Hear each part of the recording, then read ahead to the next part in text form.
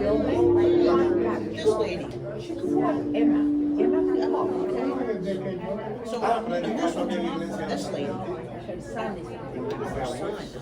Going over there.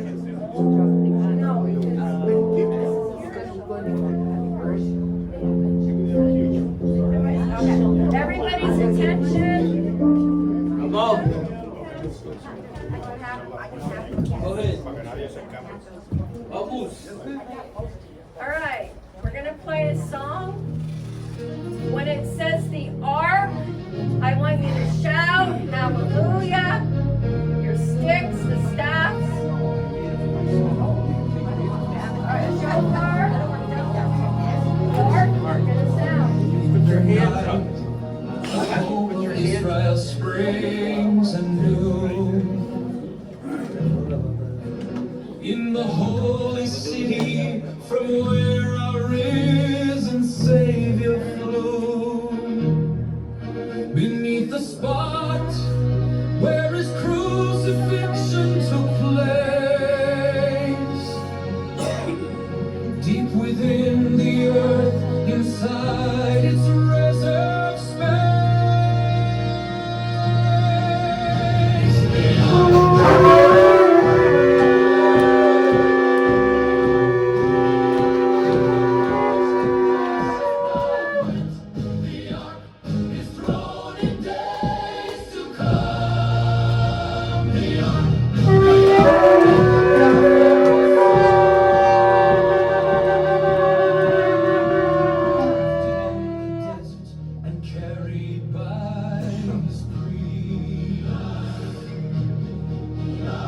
Residing in his tabernacle, witnessing his feet.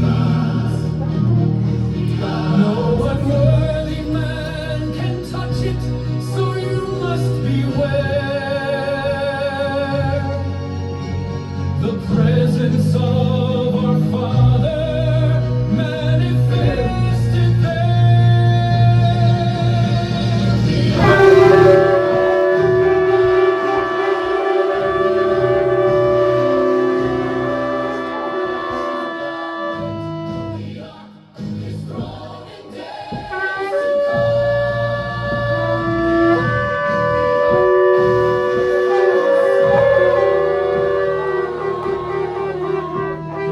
Deep below by Jeremiah, God's own man.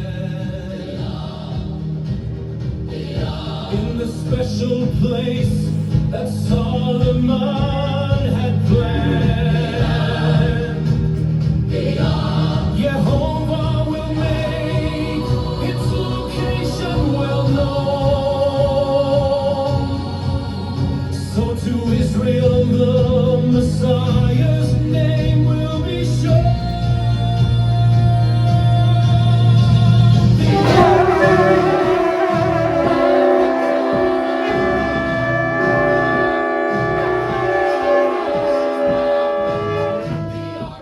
His throne in days to come. The ark.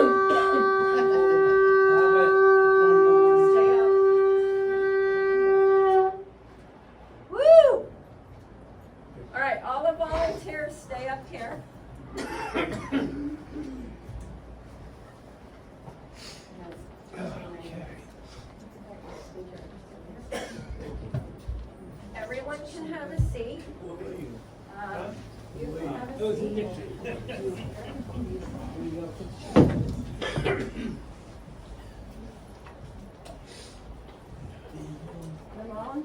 Yes. Jose? You wanna go front?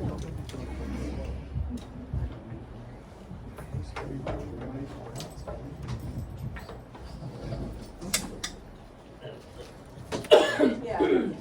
But you can all you can lay the flag down if you want, and the shofars, you can lay them down or put them somewhere.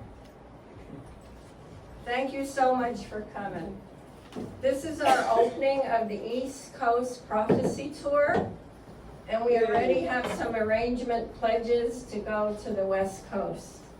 So you're all here for the opening, and I thank you for coming. How did you like the song? Beautiful. Okay. So I'm going to introduce everybody. I'm going to make this quick. I'm not going to go as long as I originally planned because I really want Joe up here. So I'm going to start over here with Jose. I met Jose at this synagogue. He's an elder here, and he does a lot with Moshe to keep this place running. Amen. Amen. Then I met Ramon, who is so musically inclined. He's also our Spanish translator. Yes, I am. So he'll be going with us on the prophecy tour to translate. And he's been a wonderful attribute too to this, our whole group. And then we have Neil. Neil I met pretty long ago because of the prison ministry, right? And Neil and I have been studying Joe's works for a good many years, right? Neil? Neil's a leader in our group, our Torah group. And then we have Shane and Anita. They are from Nebraska. They came all the way from Nebraska. They're part of Joseph Dumond's Sight at Moon congregation. And I met Anita, what was it, a couple years ago, I think? 2022. I was asking for Joe to come to Pennsylvania, right? 2023. And it didn't work out at that point, but now it did, and here we have Joseph. So Anita and I run a women's fellowship on Telegram, if anybody's on Telegram. And we do a lot of other prayer things. Yes, and Shane is wonderful with technology and helping Joseph take these big charts up and down and traveling them all over the U.S. And I don't know, Joe, have they ever been out of the country yet? I have 3 sets. One's in the Philippines, one on its way to Africa, and this one's North America. It's incredible. We're looking for more teachers. Wonderful. We got to keep the works going. So then I met, I'm going to do you last because we have a story. Moshe at Neil's house one Shabbat, and he invited us all down here to the synagogue, and we finally got down, and it was even before we knew that Joe was coming here, right? And then I said, I'm looking for a venue.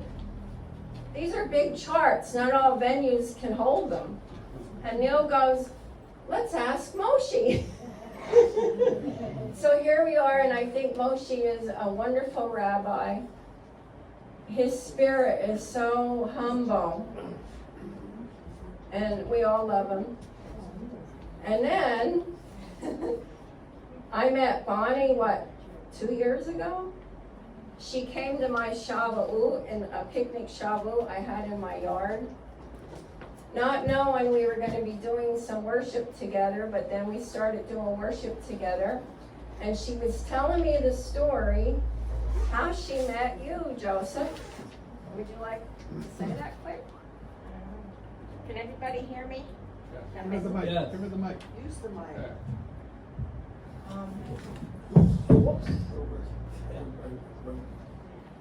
Get closer. Move to the center, Bonnie. Bonnie? Over in the middle? Yeah. I get kind of nervous, so. Anyways, my name is Bonnie Stackhouse, and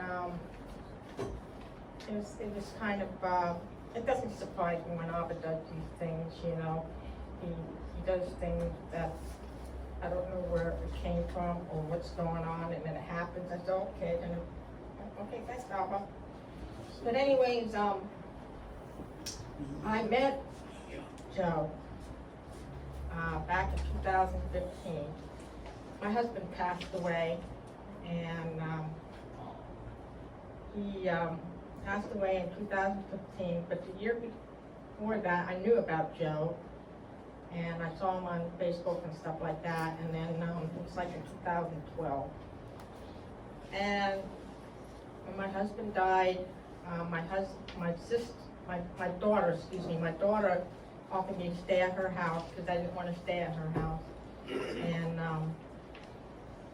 I finally told myself I have to go back home because of what happened to my husband. So I got on the computer and I was alone in my house, and I said, well, it's you and me, Abba. Let's continue this journey. So I saw him on Hotmail. I have a Hotmail account. And I saw his name on there. And I said to Abba, Joseph is here. So a friend of mine, I just met her at that time, and it's so weird how things went, how I got to know her and everybody. And it just fell right into place. So I called her up and I asked her, I said, how did you get there? She gave me the address, and I drove there and I met Joe. And then after a couple of years went by, I met a couple of other people that I met. And then I met Donna, and then I met her. And I mean, all set apart people were just falling right in front of me, right and left. And then here we are. Here's Joe right there. And I asked Al, but I said, I always wanted him to come here, so I hope he comes back again. And so Joe came, and Fayvah and I got together, and yeah, and then we just took off right there, and then we're going to keep on going too, because people need to know this stuff. It's really, really important.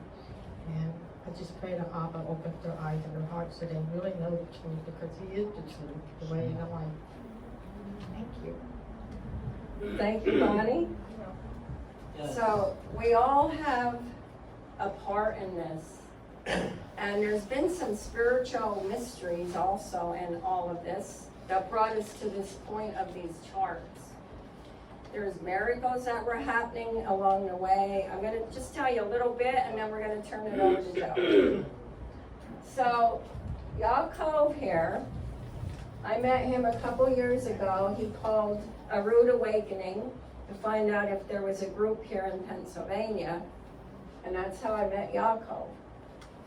And we've been friends ever since. He drives an hour and 20 minutes to come to our groups that are all down up near Schuylkill Haven area or Allentown or wherever we go, basically, right?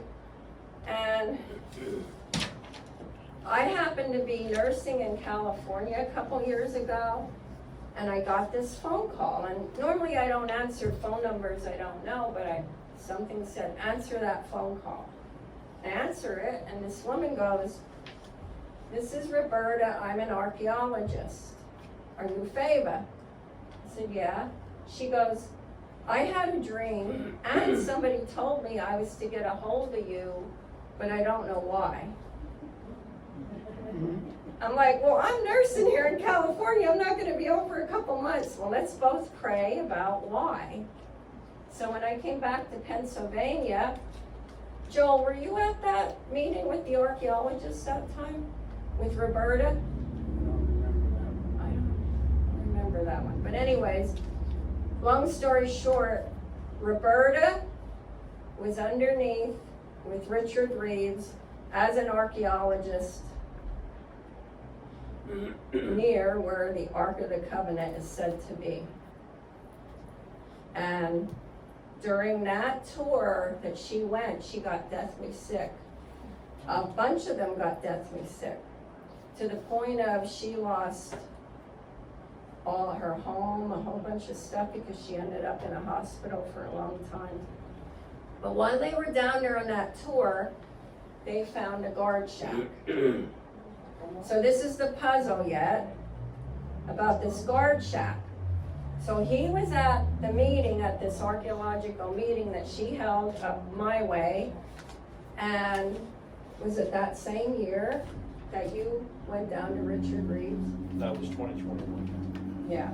So he goes on a trip every year for divine appointments. He hands out books. And he happened to be directed to go over to Richard Reeves Museum, right? Yeah, that's in Tennessee, and I had wanted to see it because I'd heard about Ron Wyatt already, and I knew the museum was still there, so I looked it up and it said, yeah, just call ahead. So I spoke to a nice lady there. I'm assuming it was probably Mrs. Reeves. Ron had passed away back in the late 90s, and Richard was one of his partners. So Richard was running it up until, I understand, about a year ago, it closed down finally. Richard's son has his own ministry and he has his own museum, so I'm hoping that they just moved everything over there. So Jim goes in this museum, and then Richard asked you to go where? Actually, I mentioned to him that I had met a lady that said that she was on one of the digs. Richard goes over to the counter, and he had a number of things on display, things that he and Ron had brought back from the Far East. And he had a laptop there. On the laptop, he had the file, and it was from about 10 years previously. So we're talking about 2012, 2011. And he said, now this is not on the internet anymore, this is not on YouTube, it was on that laptop. And because I asked, he showed it to me. And I looked there, and it's like he went through and he was showing all the people that were on this dig. He had people, they weren't just ordinary folks, some of these people were mining engineers, they knew what they were doing down there. And one of them was a younger version of Roberta. I'm thinking, okay, that's definitely her then, she was definitely here. And I was amazed by that. So anyways, he calls me up, he tells Richard that he knew Roberta, so he calls me up to get Roberta's phone number to give to Richard. Roberta who? What's her last name? I can't even To tell think you of the truth, it. I forgot her last I name. forget her last name. If she's watching, we apologize, sorry. Yes. Anyway, so that's one puzzle we have, right? The next puzzle we have, Yaakov's a bus driver, and he was driving right before October 7th. Yes, I'm a school bus driver, and on my route, I'm driving around, and I saw this in the middle of the road. I saw a book, and immediately I thought, one of the kids must have thrown one of his textbooks out the window, either my bus or another bus that goes on the same route. So I passed by this way several times in the morning, I'm doing my 3 runs for the different schools, and the pages were flipping open, and at one point it flipped open to these colorful maps, and I realized this is a Bible. And I'm like, I'm not going to let a Bible just sit out there in the middle of the road for somebody to run over. So, 9 o'clock, the bus runs are over, I go back to the bus company, I get in my own vehicle, I drive over and I pick it up. And I can feel it's been through a lot, it's kind of damp, it was probably out all night. And I figured by that time, Fayvah was in a semi-retirement due to some ailments that she suffered from. She's recovered from them now, thank God. And I figured, well, I'm going to be going down there because Sukkot is almost coming up in a couple of weeks. And I figured, well, this will give her something to do while she's recuperating. She can maybe try to straighten it out. And it's a lot better looking than it was when I found it. And we get down there, and on the last day of Sukkot, which was the Sabbath, I wake up. I'm up in her this trailer that she had adjacent to her property there. It was her Airbnb. She used it for guests and such too. And I look at my phone and I'm getting reports on there, rockets fired in Israel. And I said, well, what else is? But this was something very, very different. This was October the 7th, 2023. This was the start of the present war that's still going on. When this was laid open at the judgment of Jerusalem, prior to us getting to October 7th, it was open to the judgment of Jerusalem. Okay, so now he's down in our area. We're having Sukkot, we're going visiting and kind of having Sukkot at my house and going visiting people. And we see this is a real out war. And we knew some of Joe's teachings that he was looking for the abomination of desolation over there. So I get on the internet. I'm telling my husband, Daniel, I'm like, we're in an all-out war in Israel. And he's saying, they're always in. No, I'm like, this is different. So we're watching all this, and we find out that Joe makes an escape route. He really felt like he needed to leave. And there were a lot of our friends over there for Sukkot that year. So we started getting in contact with them to see how they were. And Anita, where'd Anita go? Anita is on my Telegram. I contact Anita, and I'm like, how do I get a hold of Joe? I need to get my friends out of there. So Anita and I stay up for 2 days praying for Joseph and all of the friends that were over there to help them get out on the escape route. This is a pre-trial of what we're to go through. We believe in like a greater exodus and many other things that we're going to be placed in certain places. So Anita and I are up praying, trying to figure out how we're going to do all this and get these people out. Well, we were in contact with Nehemiah Gordon and Linnell. They were trying to get out, and it was very serious for Nehemiah Gordon because Hamas and all of them are, no, he's a public figure, so they know him, So we were all praying for them. At one point, they were even sleeping in their car to try to get to where Joe went out at. And we had friends, Stephanie and Garvin, who have a farm in Texas. They were there, and they're an elderly couple. When she finds out I know Joe, we were on Zoom with Stephanie and Garvin. Can you talk to Joe? Help us get the escape route. We need to get out of here now, right? So, Joe, could I turn it over to you now and just say a little bit? There's a whole lot to say. I know there's a whole lot. We have a fierce devotion of the bride of Messiah to awaken the people to be armored for the coming days. This was a test. Joseph Dumond, you can give him a hand.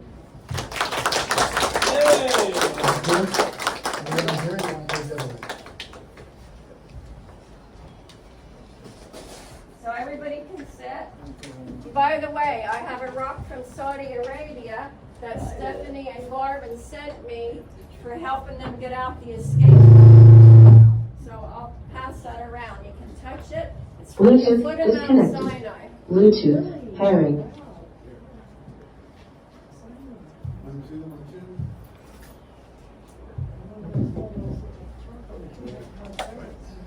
1, 2. 1, 2. Okay, hold on. 1, 2, 3, 4, 5, 6. Up, more down. How you guys hear me?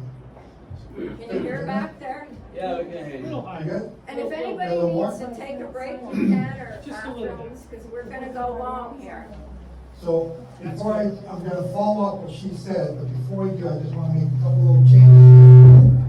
Close to the. Don't put that in there. I'm going to do this table. Yeah.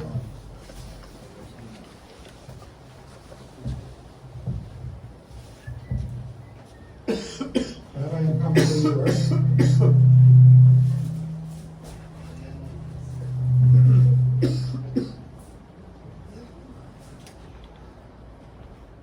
Jose?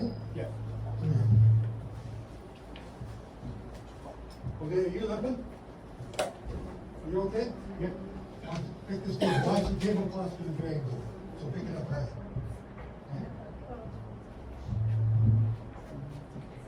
You getting feedback when they go in front? Yeah. Okay, I won't be in front then.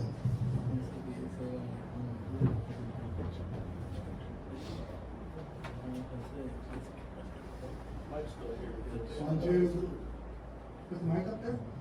1, 2, 3, 4, 5, 6. 1, 2, right there. That's right. I just won't go in front. Okay. Okay. To pick up the story where Fayvah left off, I want to go back a little bit further because I called Ron Wyatt. I had to find out if he was telling the truth. At that time, I was in the Worldwide Church of God, United Church of God, an offshoot. And they said, it's all bunk. And they began to preach against it at church because I was talking about it every day at the back, or every Sabbath at the back of the church. Why would they be speaking against it? So I called up Ron in 1998. Yeah, 98, he died in 99. And I said, is this real? Yeah, sure. He talked to me for an hour. So I listened to him about Mount Sinai, about Noah's Ark. And then he died the next year. And my church began to preach against it, saying it's all bunk. So I began to learn about this in 2004, 2005 winter, January. And I go to see Michael Rood and Amy Gordon in Lansing, Michigan. Drove through a severe blizzard that nobody's on the road except me. I just had to hear what these guys are saying. What is it that they're talking about? What is this new moon thing that they're talking about? And I got there. Nehemiah's sitting at a table by the door. And I said, is this the place to go? I don't know who Nehemiah is. And I get there, and he doesn't even look up. He said, yeah, this is the place. It starts in 3 hours, 7 o'clock. See you later. My introduction to Nehemiah. And then I met Michael Rood, and I learned that God had a name. Yeah. Oh, no, it's Yahweh is how we said it then. I never knew that. I've been doing this walk since 1980, well, 81 I've been called, 82 I started to learn, 83 I started attending Worldwide. God has a name? Nobody's ever said that. Wow. So I come back and I tell my pastor, God's got a name. I get a pile of papers this high, why we will not say the name. Okay. Then Nehemiah taught about the barley and the crescent moon. And I was blown away. Wow, I never knew that. So that was January. Then March. Passover was supposed to be in April. Nehemiah announced that the barley is already in Aviv. What's that mean? I don't know. He says, that means we're going to be Passover now. And no, you can't do that. That's going to mess up my schedule with my Worldwide Church of God. That's going to expose me. I figured I could do both. You know, there'd be one day apart maybe. The little calendars across the moon. I figured I could get away with this. Nobody will notice I'm doing both. Because I don't know which one's right. And so I wrote a big hate email to Nehemiah. It was about a page long. I was so mad. You're messing up my plans. Stop. I don't know if you ever read it. You never said nothing about it. I kept Passover according to the crescent moon that year. Passover day, I learned all this. I learned all this. I learned that. Hadn't quite figured out the one in the back. We'll get to a little bit later. But I understood all this. I said, you can count. So the question is 49 or 50. I didn't know if that was right, which one it was. And you can count all the way down to the end to our time now. And I drew it out on paper, like, I had a stack of papers like this. And, wow, this all works. And I knew where all the papers went because my brain works that way. So I tried to tell my pastor. No. Oh, Joe's the guy talking about Jehovah. Joe's the guy talking about the crescent moon barley. Watch Joe. I was about to be promoted and made into a deacon at the Worldwide or United Church of God. They've been grooming me. I do all this stuff. They said, he should be a deacon. We need more deacons. As soon as they heard I came back from the hymnist thing, what's wrong with Joe? How come he's being demoted all the time? I didn't know.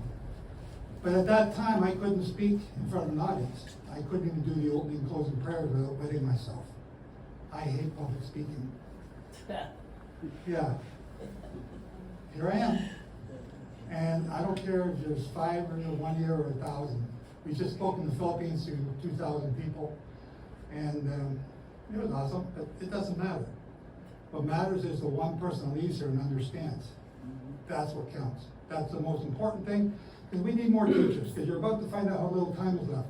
So I gotta go back. We're going to, where Fayvah, where did you leave off? You want me to talk about? Where did I leave off? Both of us got Alzheimer's. Oh. Ron Wyatt? No, October 7th. October 7th. About Anemia, your anemia. staying through. We were on the road. So You were this, on the road. because of this chart, because of the information that's contained in the understanding, I was looking for the abomination in Israel in October of 2023. I knew where it was going to be. I knew what it was going to look like, sort of, kind of. But I also worked construction all my life, so to prepare for anything, you got to strip the ground, get it ready. You got to have locates. You got to do all that stuff, and then you get it ready. And then you have the base. You got to put the concrete in, and you build it up so it can take a statue or a monument. So I'm looking for a pre-construction set. Shane's with me, Anita's with me. We had a tour group that year. I've been going to Israel now 25 times. I take a tour group every year. I began giving tours my very first year. Not that I wanted to, but people said, well, show me this stuff. So I did. I go out at 4 in the morning and do my tour. Then go on the bus tour with everybody else. And they go to all these tourist spots. I go to where the Bible said stuff was. And so that's what I've been doing. We get up at Golgotha. Nobody goes to Golgotha. And I've been there. You can sleep there. I've stayed there many times. I bring my tour group there for an overnight stay because it's so special. Everything that Ron Wyatt does and says, up until the very last chapter of his books, I believe is the truth. The last chapter is a decoy. Ernest Martin does the same thing. He gives you all the truth leading up to the last chapter. Then they do his dog leg, which contradicts everything they just said. So I went, 2005, my first time to Israel. I learned about the temple on the very last day. I was so mad. That should have been the first day, because the last day we're going home. So I'm down at the Gihon Spring, and there's a platform above the Gihon Spring, right beside the wall there, in the city of David. And I'm saying goodbye to God. I'm praying, I'm crying. This is my once in a lifetime trip. I've got to Israel, and I got to go. And I'm saying goodbye. I'm not going to be back ever again. And the hill is like this. It's like that. And I'm looking out over the Gihon. I see these 2 guys get up on this hill, walk up this hill like nothing, jump over the railing, and I'm saying my prayers and I'm watching them. And I turn around and get my fist ready. And I'm still saying my prayers with one eye open. What's this guy going to do? He comes up, he stands the railing, he just looked out over the Gihon. He's a handsome young man, but I don't trust him. So I finish my prayer and I go back and on my tour and I walk up and get on the bus and do my tour, go home, never coming back. But this thing about where the ark was eating at me. Everything that Ron said, no, that chapter, that's not right, it doesn't fit. There is no bishop there. So I go back to next year, 2006. My wife threatens to divorce me. You're getting too religious, now you're going to Israel. I go back to 2006, I find all these things, I find all these clues, everything lining up. And it's right here, it's Golgotha. It's not over there, it's here. Okay, so there's gotta be a cave going in. Where's the cave? Searching for the cave. And I find an entrance that's been concreted over. There's a picture of it before it was concreted over in the Davidson Museum. And okay, there's my clue. Is it really concreted over, or can you just walk in? Are the angels there? How does this work? I don't know. All these things go through my head because of what Ron did. So in 2022, we went to Mount Sinai. We're going in 2020. Another trip, I never thought I'd do that. But we could because Ron found it. 2007, I went to Noah's Ark in eastern Turkey. Again, another once-in-a-lifetime trip. I measured it. I found the hole in the side of Noah's Ark where they blasted in dynamite. And you go up inside that hole and you pull out a stone. Guess what it smells like? Pitch. Anybody work construction? Paving? Roads? What does asphalt smell like? Tar. It's pitch. Inside Noah's Ark is asphalt smell. To this day. I brought that stone home. I showed it to the audience I spoke to in wherever I went next. And they could smell it. And I've kept it. You can smell it for a number of years. It's gone now. On top of the ark is also pitch. It's another type of pitch. It's a pitch that's made out of slime. The same slime you pitch on the side of every basement around your houses. That little plaster. On top of Noah's Ark is all this little plaster everywhere. Nobody knows what it is. That's the pitch. The measurement from the top to bottom, east to west, stern or bow to stern, and port to starboard, top to bottom fits the dimensions of the Bible. Not the Protestant dimensions, the dimensions of the Bible in cubits. So it's pretty amazing. Not Noah's Ark in Kentucky either. That's a different measurement. So, Ron's white, great. All the locations, every mountain in mythology, all the mythological legends point to this place. Okay, he's right. Before that, I'd been kicked out of the United Church of God, and I got mad. I was so mad because I was a good guy. I was about to be a deacon, and I created my website. Didn't know what a website was, and that started in 2005. 2006, I left. 2007, I had a couple articles I wrote, and I wrote them. I thought, I wonder if I could do this for each week up until Shavuot. And I began to do 7 newsletters, and I've been doing that ever since. The only time I miss a week is when we have Sukkot, and I just said, I just don't got time, or I'm doing a tour in Israel. So we've been doing that now since 2007, starting August last month. And here I am. Ron Wright has a lot of truths, but you have to go and dig. Rabbi's talking about the person. I apologize for leaving in the middle of that. My group could not get into the site, could not get things turned on unless I coordinated with them with my phone, double check my security so they can get in. So I had to go outside and do that. I apologize. But they're doing a Torah portion today. We do it on a 3.5-year schedule. So it's a different portion. But also my newsletter was about today's portion. So my newsletter today is about today's portion. And there's gold in that portion. Pure gold. Is this for only in the land? Is this Shemitah only for the land of Israel? Leviticus 25:2. When you come into the land shall have a rest. So it's only for the land of Israel, right?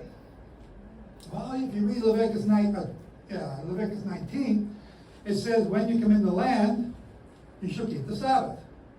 Therefore, the Sabbath is only for in the land of Israel, correct? No, don't say I don't know. You do know. No, because you're keeping the Sabbath here.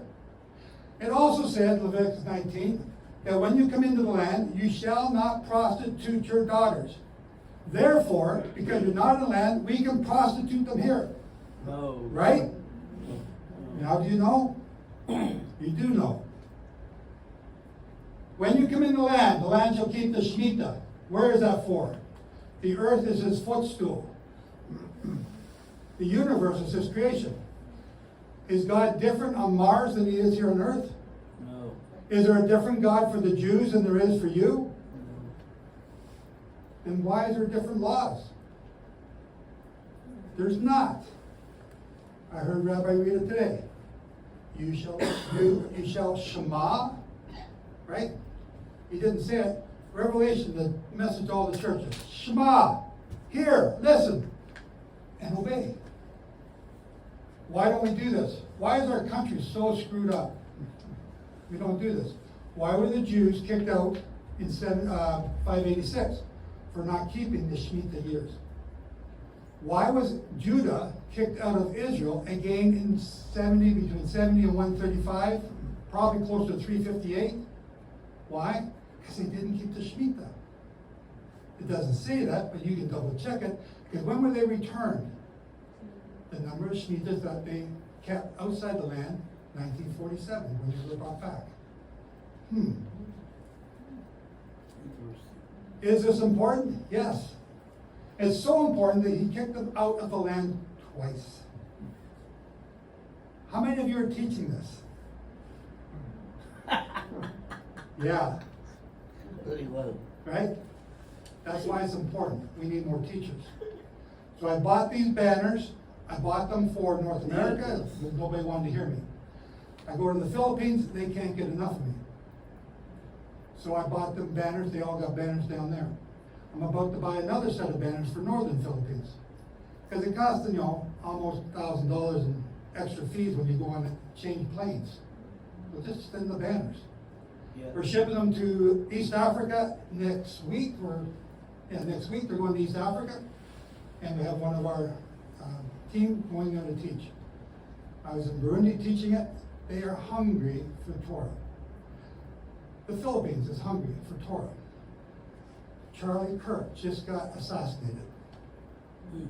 What's happening in the world right now? Right? There's something going on. The world is changing. It's got a wake-up call. Where does that fit into the plan of salvation? Well, it doesn't fit in anywhere unless you understand this. And when you understand this, Charlie Kirk's, I don't want to say it, his assassination makes sense. Because it's a revival taking place among Christians who don't obey. Who are they? The 5 foolish virgins. Yes. Think about it. That parable is not just so you don't know, it's a parable so that you can understand the times. Who are the wise virgins? The ones that are supposed to be obeying. The foolish ones go out to buy oil on what day? What day is that taking place on that parable? What day does the Messiah come? Each of the holy days tells you the plan of salvation. If you don't know the holy days, you don't know the plan. We don't keep the holy days because they're Old Testament, that's done away with. We're a New Testament church, we only keep Sunday and Christmas. You're an idiot. I can say that. See? I'm told I'm not allowed to call people stupid. Some people just are. You just can't help it. So, what were the virgins, 5 foolish virgins doing? What day was that? When does the Messiah come? He comes on the Feast of Trumpets. When was he born? He was born on the Feast of Trumpets. He's coming back on the Feast of Trumpets. That's what the Feast of Trumpets means. That's the whole purpose of it. 2 feast days Judah doesn't understand. Yom Teruah and Yom Shemini Atzeret. Those are the 2 biggest feast days that I teach about all the time. They're huge. Yom Teruah, the day he's born, the day he's coming back. When the 5 wise go in to meet the groom, what day is that? Yom Teruah. What are the 5 foolish doing? They're shopping on Yom Teruah. Okay, if you know me, you wouldn't be shopping. That's why they don't, or he doesn't know them, never knew them.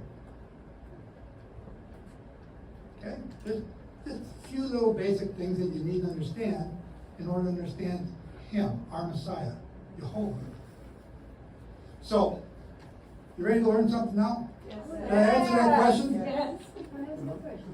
The Yom Torah, is that that's the last trumpet, right? That blows No. in the book of Revelation? Well, it could be, but Because it there's, matches up with what Jesus said in Matthew. I think that he talked about at the last trumpet, then Christ shall rise first, and those that remain shall be counted together. hold that question, write that question down before you forget it. Okay. Because I know you're all like me, you'll forget. Write that down, because that will be answered this afternoon, later. Okay? It's almost sunset already. It's too late. What's going on? Okay, so I've been accused of getting too detailed in my teachings. Do you want the details, or do you want just the elevator speech? Details. Okay, you've asked for it. I'll roll up my sleeves. So again, I learned this in 2004 just by obeying, and that was the key. I obeyed. I'll go over here. I kept my first Shemitah was 2009, kept 2016, I kept 2023. This one can be very hard to keep. But you need to keep one. So, Jose? Right? Venga. Jose or Jesus? Jose, Jose. levántate. I'm just not sure. He's looking at me. What's he talking to me for? Can you do me a favor? Sure. Can you count how many numbers are there? Just that first Shemitah. 1, 2, 3, 4, 5, 6, 7. Okay? 1, 2, 3, 4, 5, 6, 7. Siete. I'm practicing. Right? There's 7. How many of them are going across? Count how many are going across. Going across Siete. from the bottom up or? No, just- from this one, there's Across. one Siete there. también, siete. Okay. Uno, 1, dos. 2, 3, 4, 5, 6, 7, 8. Where's 8? Go. No, seven. 1, 2, 3, 4, 5, 6, 7. I have 7. one. Yeah, the other one. Watch this guy. Okay? What's 7 times 7? 49. How do you keep, what do you guys do here for Shavuot? How do you keep Shavuot? When's Shavuot? 50 days. Hmm? Is Shavuot 7/6? On the 6th of the 3rd month? Okay, so that's a good thing. You don't know that one? That's the way the Hillel does it. 15th. What? Isn't it the 15th? No, Shavuot is on the 50th day. Yeah, but isn't it the 15th day of the 3rd month? No, it's 7/6. It starts on the 16th of the 1st month. So 50 days later would be the 6th of the 3rd month. Am I right? Yes, you're right. You count it different than I do. Now you gotta get, did I count that right? I gotta go check. Anyway, the Bible, in Leviticus 23, it says from the morrow after the Sabbath. The morrow after the Sabbath is the weekly Sabbath, not the high Sabbath. From the morrow after the Sabbath is what day? Sunday. Today is, who said Monday? Sunday. Sunday, yeah. Sunday, first day of the week. Sunday, first day. So today is Saturday, tomorrow is Sunday. Yes. Tomorrow after today is Sunday. Mhm. It's always Sunday. So the morrow after the Sabbath, you count 50 days. And you end up with 49. You count 7 Sabbaths. That's the next part of the verse. You count 7 Sabbaths. So 7 Sabbaths is 49. The morrow after the 7th Sabbath is Sunday. 50th day. 50th day. And it is always Sunday. Always Sunday. Pentecost Sunday is always Sunday. So Pentecost, they got that one right. Because of Pentecost Sunday, that's why they converted to keeping Sunday all the time. Ascension Sunday, they got that one right. And because of those two, that's why the Christian church keeps Sunday. A little bit more than that, but that's a simple reason. So, why is that important? So Leviticus 25, count yourself 7 Shemitah. And after the 7th Shemitah is the 50th. What year is the 50th year? It's a Jubilee. And what year is that in the cycle? Is it? You just did Shavuot. Shavuot is the 50th day, it's the first day. So in the Jubilee cycle, the 50th year is also the first year. Okay, that's a big controversy. Let's just, how do we figure that out? How do we prove that, which one it is? Is it 50 or 49? Jose just counted 49, so I'm a little bit biased. I'm counting 49s here. Why am I counting 49s? Because I already counted 50s and it doesn't work. The only way you're going to be able to do this or understand this is if you do the homework. Because right now, you're looking at me, this is Joe Dumond's teaching. It's not. This is Jehovah's teaching. You haven't done your homework yet. Once you do your homework, it becomes yours. Once it's yours, like Fayvah wanted to start teaching this, I had to stop her. Otherwise, I have nothing to say. Then it becomes, it's Fayvah's teaching now. She doesn't need me. And that's the way it's supposed to be. Everyone around the world should know this. It's so simple. So, next thing. If, Jesus? Jose. I'm sorry. I'm gonna do that all day, you know that. I'm disappointed. Okay, I'd like you to count here. So see that number right here? In yellow? Just count. How many of them all the way up? Just make sure I didn't skip any. All the way up to the top? All the way up to the top. Yeah, that's 1, 2, 3, 4, 5, 6, 7, 8, Yeah. 9. Now I gotta stop. Well, stand to the side so they can see it. Okay, what? 1, 2, 3, 4, 5, 6, 7, 8, 9, 10, 11, 12, 13, 14, 15. Hang on. You're not counting, right? You missed one. No. This one? Read the numbers.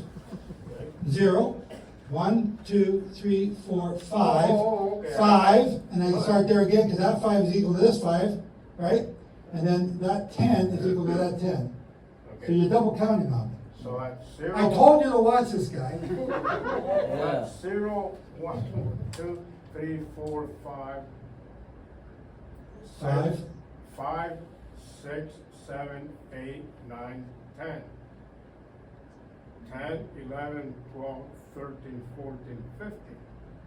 15, 16, 17, 18, 19, 20. 20. So that's one millennial day is made up of 20 Jubilee cycles. Is it 50 or 49? 20 times 50 is 1,000. 20 times 49 is 980. Oh, we're 20 years short. It's supposed to be like 1,000 years, they say. A millennial day is like 1,000 years. I'm already stepping on people's toes. Which is it? How do you're saying 1,000? How do you prove it? Well, 50, 20 jubilees is 1,000. That's right. How do you prove it's counting by 50? St. Peter says so. Peter says it's like 1,000. It's like 1,000. It's not 1,000. Prove. So my motto, prove all things. Well, Shavuot is done the same way. Shavuot is 49 plus 1. 49 plus 1. So 49 plus 1 is one millennial day or one Jubilee cycle, with the 50th year being year 1. 50 and 1 are the same year. Same as Sunday and 50 are the same day. Just hold that thought, hold that question, hold that doubt in your mind. I don't want you to get rid of it. I want you to prove it wrong or prove it right. No, I know there's a debate whether a jubilee is 49 or 50 years. Yes. I don't know how it's not 50. Well, that's the thing. How do you prove it? Well, I would use Shavuot as an example. So that's 49 You're plus basically- 1. That's a pattern. You're basically doing the same thing. But the 49 plus 1 is proving I'm right. It doesn't prove the 50 right. Well, you're still coming up with 50, right? Yeah, but now it goes 49, 50, 2, 3, 4. Not 49, 50, 1, 2, 3. That's the difference. Okay, if I start to lose you with numbers, go like this. Right? This is why you must do your homework. I'm going to give you the biff bang boom gone to the next town version. You got to prove what I'm saying when I leave. So I'm going to show you right now, if you count by 50, so it says in Leviticus 25:2, when you enter the land shall have a rest. That's a Jubilee year. Rabbi Yehuda, who wrote the Mishnah, argued that the Jubilee year was said in Leviticus 25:2, except he got outvoted by the other rabbis. So if we count, do the chronology from Genesis 1 to the year they entered the Promised Land, which is right here, it should be 50 times something or 49 times something, right? Guess what? You go 50, you get 2,500. That's right. You go 49 plus 1, you get 2,500. We don't prove anything by doing that one. Both of them prove out to be right. But that's 2,500 after the creation of Adam. So I'm putting this argument in front of you right now, showing you where the confusion, where the disputes come from. I address everything. I don't shy away from nothing. I don't care how big you are, how tough you are. I don't care. I don't care how small you are, how petite you are. Those ones I worry about. I'll address any subject, any question. I believe I can find the answer. So let's go back here. Just hold that question for a little bit. Adam is created, and then he sins. What year did he sin? Yes, you can know. 49. No, it's not 49. Good guess, though.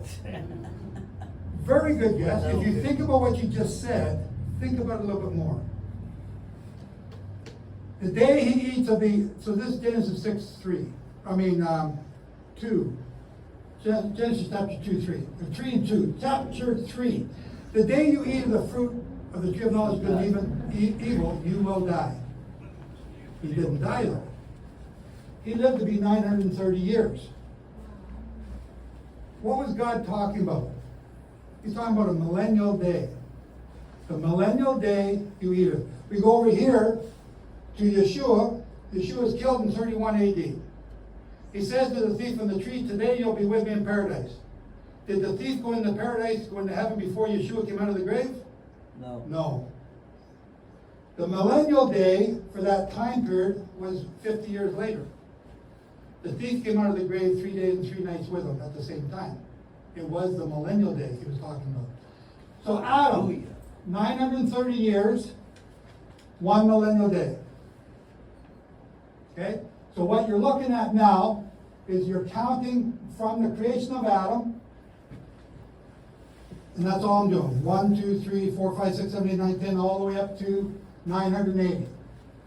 But the problem is, how do you fix the chronology of Genesis with our Roman Gregorian calendar today? That's the thing. The answer is actually in Genesis 6:3. Jehovah gives you an equation. How many of you are math geniuses? Okay, we got a few heads. Good. A plus B plus X equals D. Simple equation, right? D is Genesis 6:3. Genesis 6:3 says, it's not talking about Noah. It says, Jehovah says, I shall not strive with Adam or mankind forever. His time will be 120 years. How many of you are 120 years old? I don't look it, do I? How many of you know people that are 120 years old? 120? Moses is So we got 2 here. Moses, okay. How many else? Those on the tax rolls. We're not getting to American politics. Okay. I think somebody just died. Basically, 19. nobody. There's an Indian. What's he talking about? The word years is the Hebrew word shana. Shana. And shana means years and or cycles of time. So a cycle of time. Have you ever seen the King's List? The King's List of the ancient, before the flood, they reigned for 34,000 years, 40,000 years, 20,000 years. Those are cycles of time, not years. When you look at it as cycles of time, what is a cycle of time? 29.5 days is a cycle of time. That's a moon rotation around the earth. Okay, so it could be a multiple of different things. When you take the King's List and divide it by 12, you get a more reasonable number of age, like 300, 400 years for each of those kings. It makes more sense. So Joe, are you a flat earther then?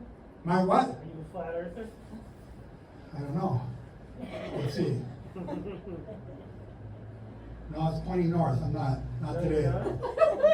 Because you said the moon is going around the earth, which is correct. Yeah. Whereas The globalists, the globe theory is that we go around them. Your key word there is theory. Okay. It's not proven. All scientists prove that the world, No, the earth is round. I believe the earth is flat. Okay? You're gonna have troubles with the moon then, because the moon goes around the earth every 29.5 days. It actually goes around the earth every 27.3 some odd days. It takes 2 days for the earth, or the moon, to catch up to the earth, which is going around the sun, and also in the elliptical circuit. So, if we have this Genesis 6:3 telling us something here, cycles of time, is that right? 120 Shana, 120 Jubilee cycles. Don't believe me? Christianity takes it and takes it 120 times 50, and they get 6,000 years, somewhere over here. Oops. Okay? So if they're going to do it for 50 times 120, why can't I do it 149? 49 times 120. When you do that, you get 5,880 years. 5,880. 120 times 49. Right now we're going through 101, second moon. 120 times 49, 5,880 years. Is that right? Again, how do you prove it? Just because I'm good-looking Canadian doesn't prove anything. It's got to be proof. So we got 49, I'm saying, and that's because I've already done the work. We got, okay, so this is Gregorian. This is Gregorian, this is counting from Adam. This is counting from Adam, this is Gregorian. Counting from Adam, Gregorian, all the way across, right?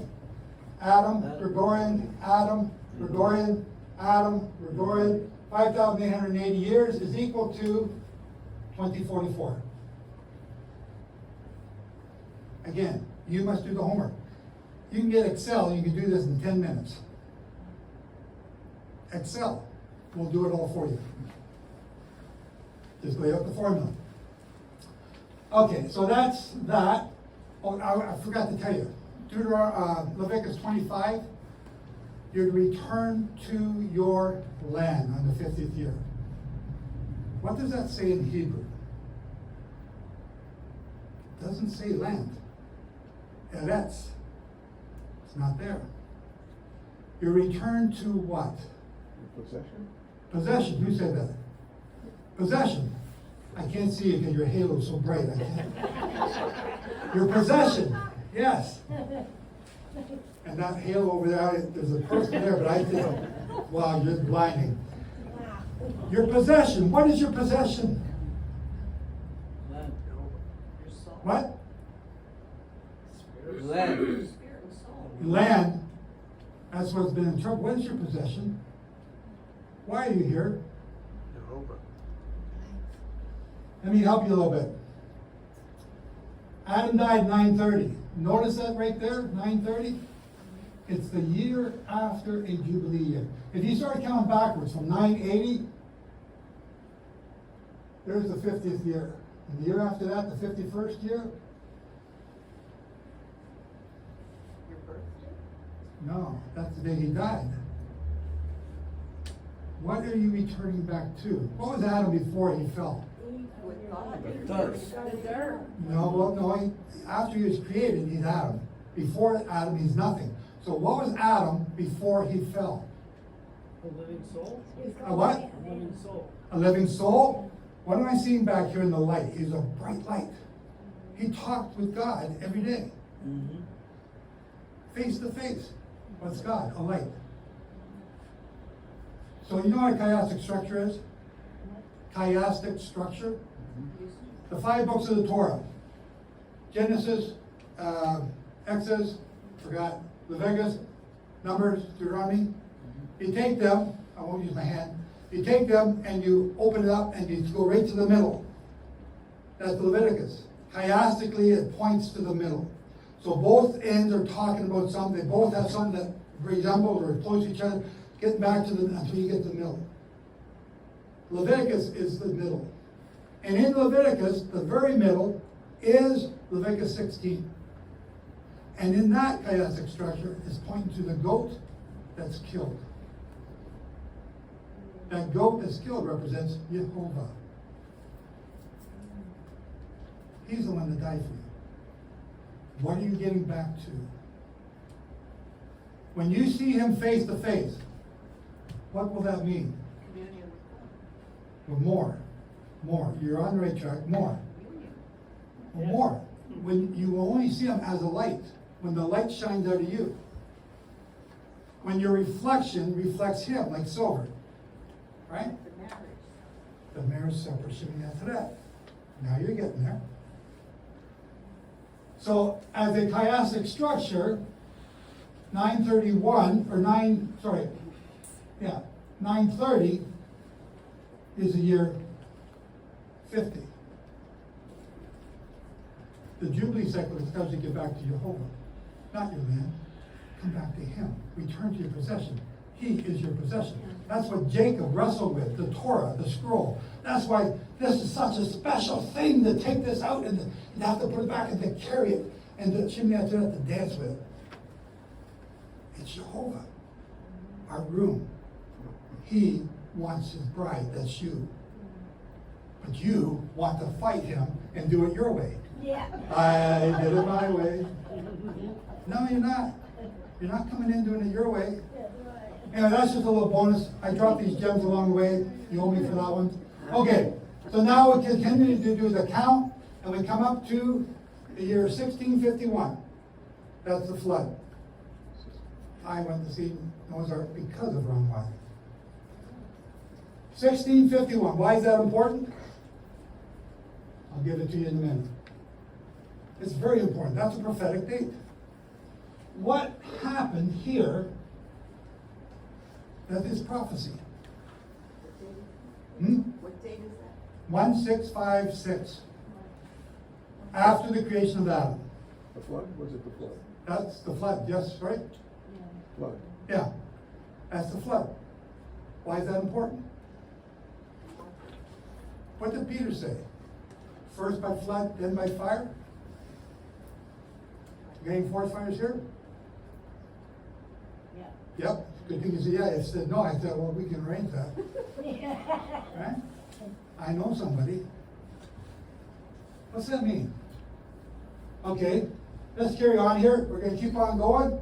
And we come down to this side, and we start here. Okay, so this is the first millennial days in green. I picked green because of the Garden of Eden.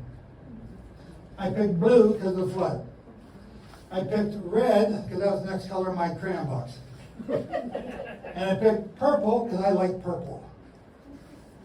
Don't get distracted by the colors. They're helping you to see stuff. Underneath each of these sections is so Methuselah was born to Lamech in the year 687, which is right there. Now Methuselah, which we just taught on the other day, is the eighth. The eighth. You want to understand Shemini to that? Understand 8. Methuselah was 8. Noah was 8. There's little clues all the way along here. David is 8. David is the 8th child in his family. Oh, now you understand Shemini to that? Not yet. More clues. So we get down here. Randy? Yes, sir. You were asking about the temple. When was the temple built? Before the temple is built, there's a foundation needs to be laid. That foundation begins with the covenant made with Abraham. When was that? Again, I get into details. I'm trying not to right now because it's getting late. Abraham was 80 years old. So, again, there's a problem with the chronology. Was Abraham 75 or was he 130 when he left Haran? That's a big debate. Was Shem 500 at the flood or 98? Or no, 100 at the flood or 98? That's another debate. I go through each side. If they say this, then let's figure, let's follow it all the way through and see where it ends up. Because the answer to these questions is right here. Leviticus 25:2, when you enter the land shall have a rest. That's a Shemitah or Jubilee. It's got to be one or the other. I'm saying it's Jubilee. And we've proven that it is. So there's that problem there. The other problem is here. When is the covenant made with Abraham? What year? There's 10 possible years.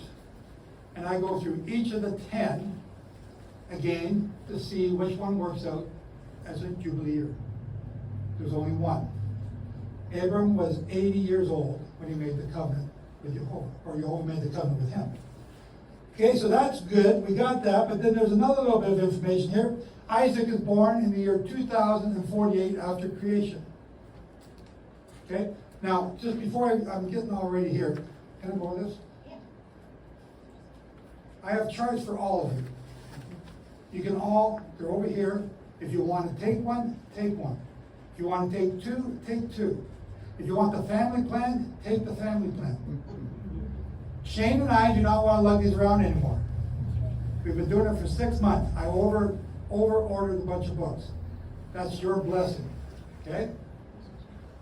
They're there. If you don't want it, leave it.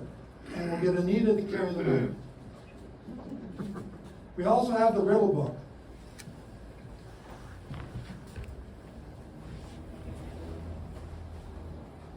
Now, everybody that reads the riddle book gets an education like they never saw it coming. That is also yours free. Okay, everything here is free. Don't take those ones, I need them for props. These ones are free.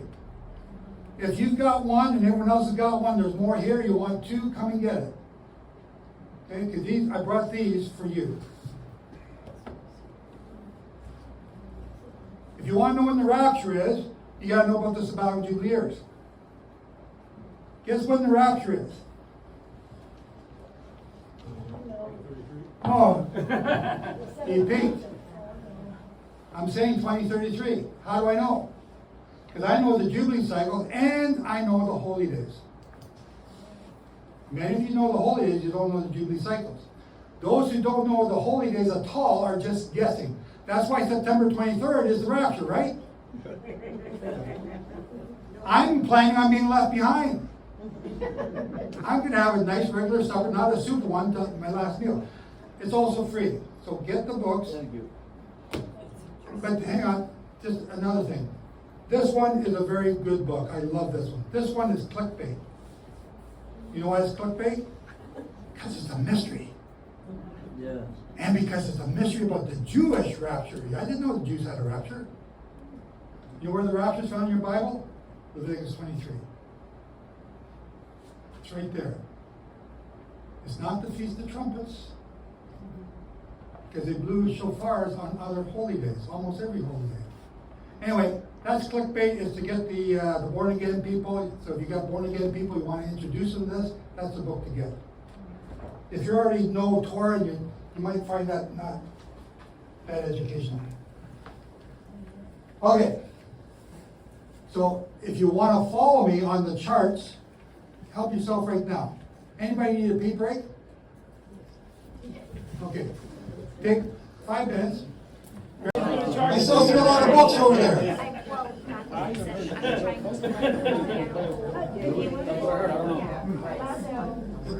Did everyone get one of these? Yeah, we put charges overtime. Okay, we left off right here with the birth of Isaac, 2048 after creation. Right? Right there. 2048 after creation. What happened the year before? What happened the year before? Sarah died. Didn't she die? No. It's her, no. No, that's Benjamin, I think you're thinking of. You're talking about Isaac. The year before Isaac was born, what happened? No, Ishmael was born 13 years before. Huh? That was born back almost 20 years before that. The year before Isaac was born. Sodom and Gomorrah. Right? Sodom and Gomorrah. So now you know the date for Sodom and Gomorrah. Right? So let's back up. Back up. Everyone pay attention. You got to pay attention here. So 2047. What year did the flood take place? 1656. It's in the 6th sabbatical cycle. It's the 4th year of the 6th sabbatical cycle. It's pretty neat the way you figured all that. Sodom and Gomorrah, right here. I like that. It's the 3rd year of the 6th sabbatical cycle. Now what's going on? Jehovah is a God of patterns. Amen. He's a God of patterns. Ugh. Here we have 1656. This Jubilee cycle is the same as that one over there. Pauline changed the color on me to red because she likes red, I like blue. 1656, the 4th year of the 6th sabbatical cycle. Here's the Sodom and Gomorrah, 2047 after the creation of Adam. In the 6th sabbatical cycle, the 3rd year. What happened here? What are you being shown here? Don't read this because that gives you the answer. What are you being shown here? Come on. I told you guys are bright. Please prove me right. What was the question again? It's judgment. The judgment of Sodom and Gomorrah took place in the 6th sabbatical cycle. The judgment of the world took place in the 6th sabbatical cycle. Here's the 7 years of plenty for Joseph. Here's the 7 years of famine for Joseph. They end in the 6th sabbatical cycle. Now guess what? In the book of Luke it says, as it was in the days of Noah, and as it was in the days of Sodom and Gomorrah, so shall it be in the last days. Sorry. What does that mean? They were eating, they were drinking, they were getting married, they were doing business. Did you eat? Yes. Did you drink? You're a sinner. Did you work yesterday? No, you're retired. Did you do any work before? Yes. You're a sinner. I got a question. Hang on, is it about this? Well, it's about getting married. Getting married. Did you get married? He wants to. Did you want to get married? Unfortunately, I Then you're a sinner.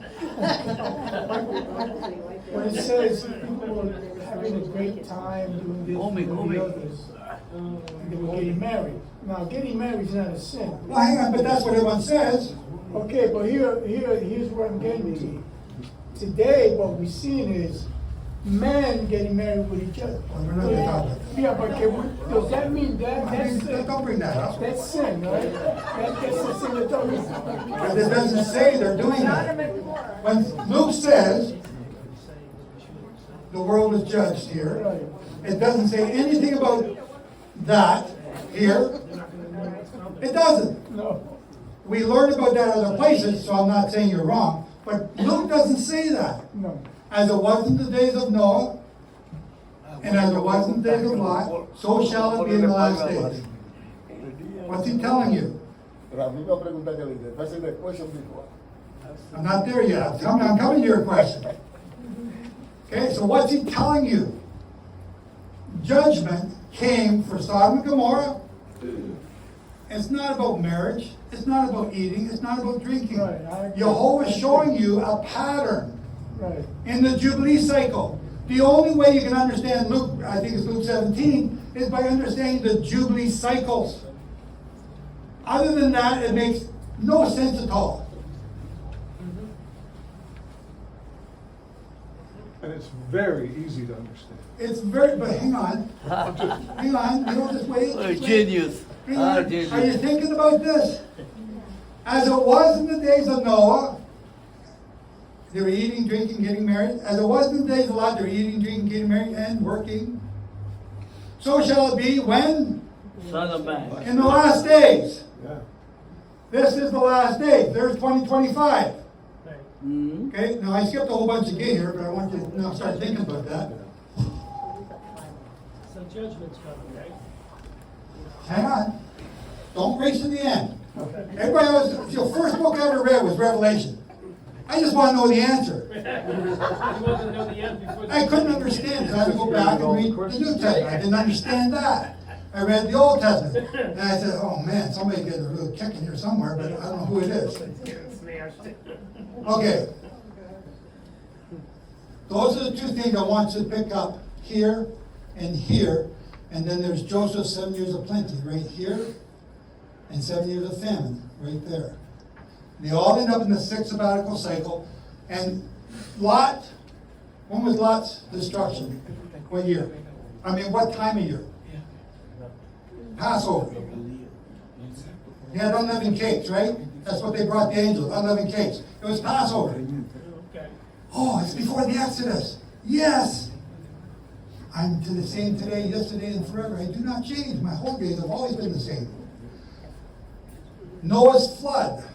When was it? 17th of the second month. What is that?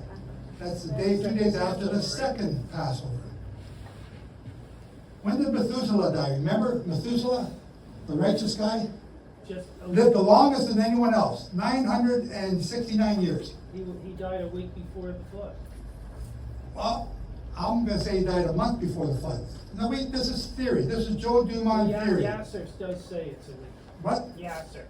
The book of Yasser. Bad book of Yasher. I'm using the Bible. I don't outside reference unless it's Encyclopedia Britannica. Well, it's pretty close to Genesis. Okay, but if Noah is unclean from bearing his grandfather, and Yasher could be close. If Noah is unclean, he can't keep Passover. He must keep the second Passover. Again, it's just a theory. We can't prove it. So, now you've got this basic understanding here, and 2,500 years brings you to the year they enter the promised land. Okay? What's that tell you? That tells you that 40 years before that is the 40 years wandering in the wilderness. Okay? Now that you'll discover it's not 1450 BC and it's not 1250 BC. Uh-oh. I'm differing with the chronologists. I had an archaeologist call me one time and says, "How accurate are your dates?" I said, "They're pretty accurate." He says, "I know. I'm using your charts to do archaeology research. And carbon dating lines up with what you're saying. Except I can't use your charts to say that or I'll get kicked out of my job. We got to go with 1250 and 1450, whichever one." Wow. I said, "Great." Yeah, okay, nobody's going to recognize me again. Okay, so now, the question we've been asking is, how do you prove this? What's the proof? Okay, you got your Bibles? Okay, get your Bibles out. Get your iPhones. I want you to go to 2 Kings 19:29. Go to 2 Kings 19:29 in Spanish as well. Gonzalez? 2 Kings 19:29. This is the most important verse in your entire Bible, except all the other verses. Who's got it? 2 Kings 19:29.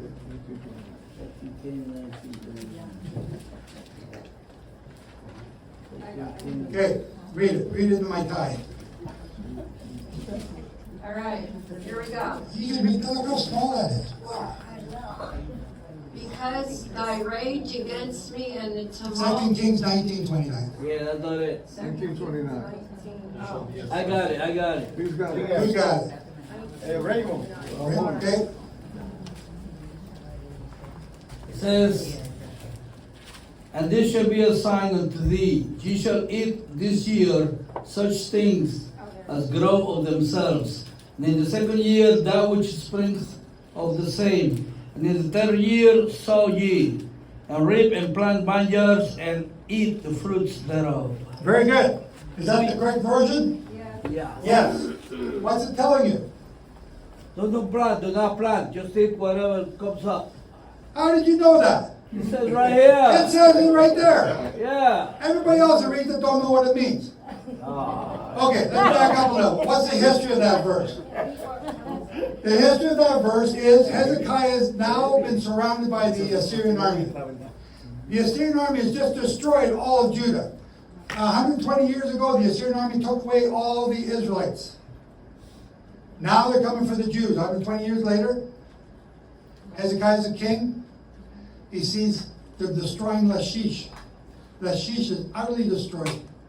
And now the army, his army from Egypt is coming up to help him. The general Kikika, I forgot his name. He's coming to help him.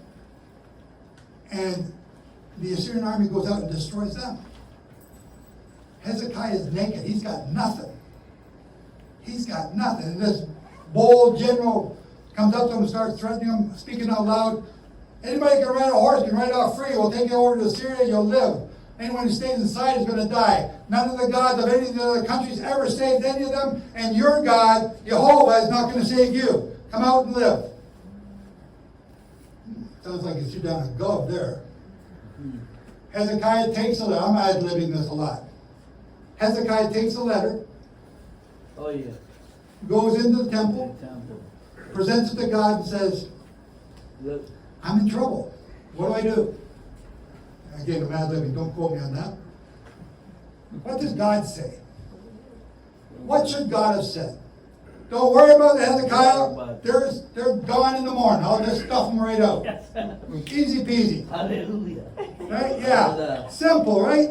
What does God say? He says 2 Kings 19:29. He says it there. He says Isaiah 32 and 2 Chronicles or 1 Chronicles. One of the Chronicles.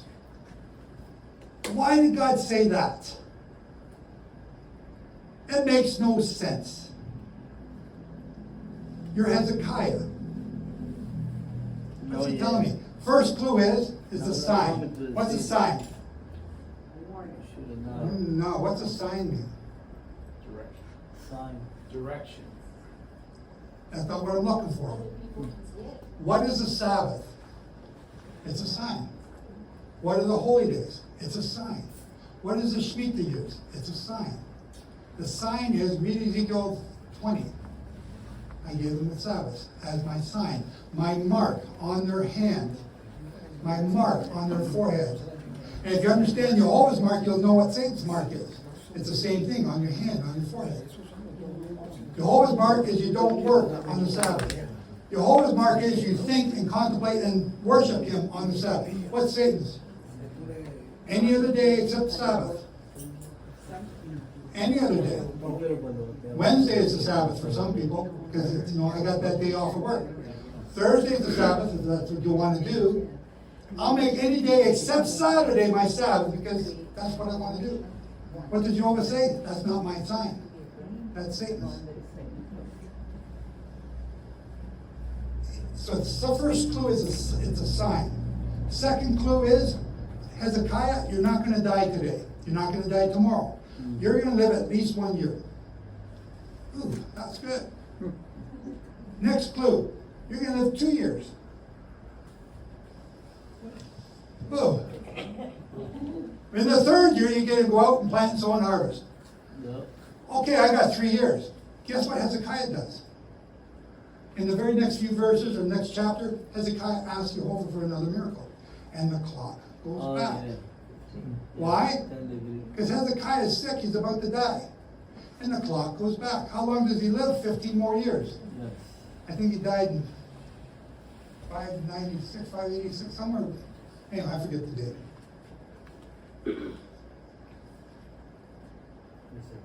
You shall eat what grows with itself this year. You shall eat what grows with itself next year. In the third year, plant and sow and harvest. What's he telling you? He's not speaking to Hezekiah. He's speaking to us. He's talking to you today. The only way, we got Leviticus 25:2, starting right here at Adam. Keep the sabbatical year. So he does. All the way through, all of his life. All his children keep the sabbatical year all their life. They all keep the Jubilee year because they know what it is. Because they had Jehovah teaching them right there in the Garden of Eden.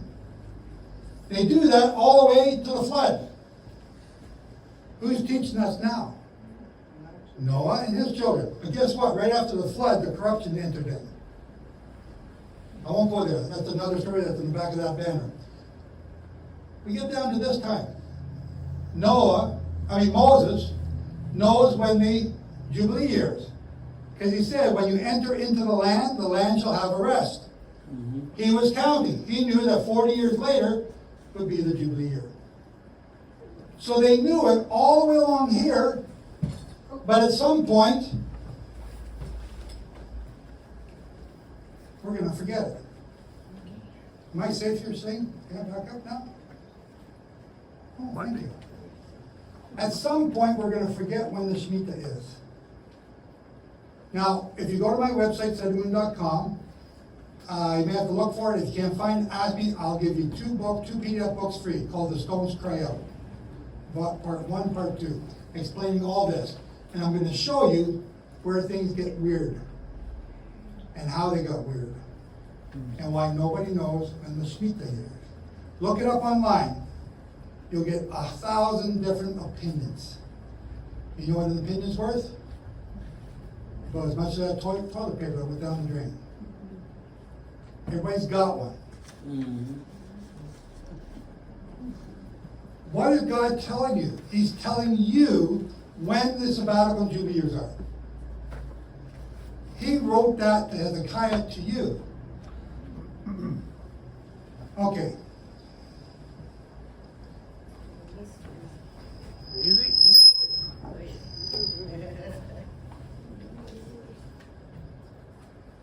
Hezekiah went out the next morning. 180,000 Syrians were lying dead. Yes. What did Sennacherib do? He went home and he wrote a story. Right here. He wrote it on 4 different stills. That's S-T-E-L-E. I don't know how to say it, stele or steel. Stele. He wrote it on here. And it's also recorded in your Bible.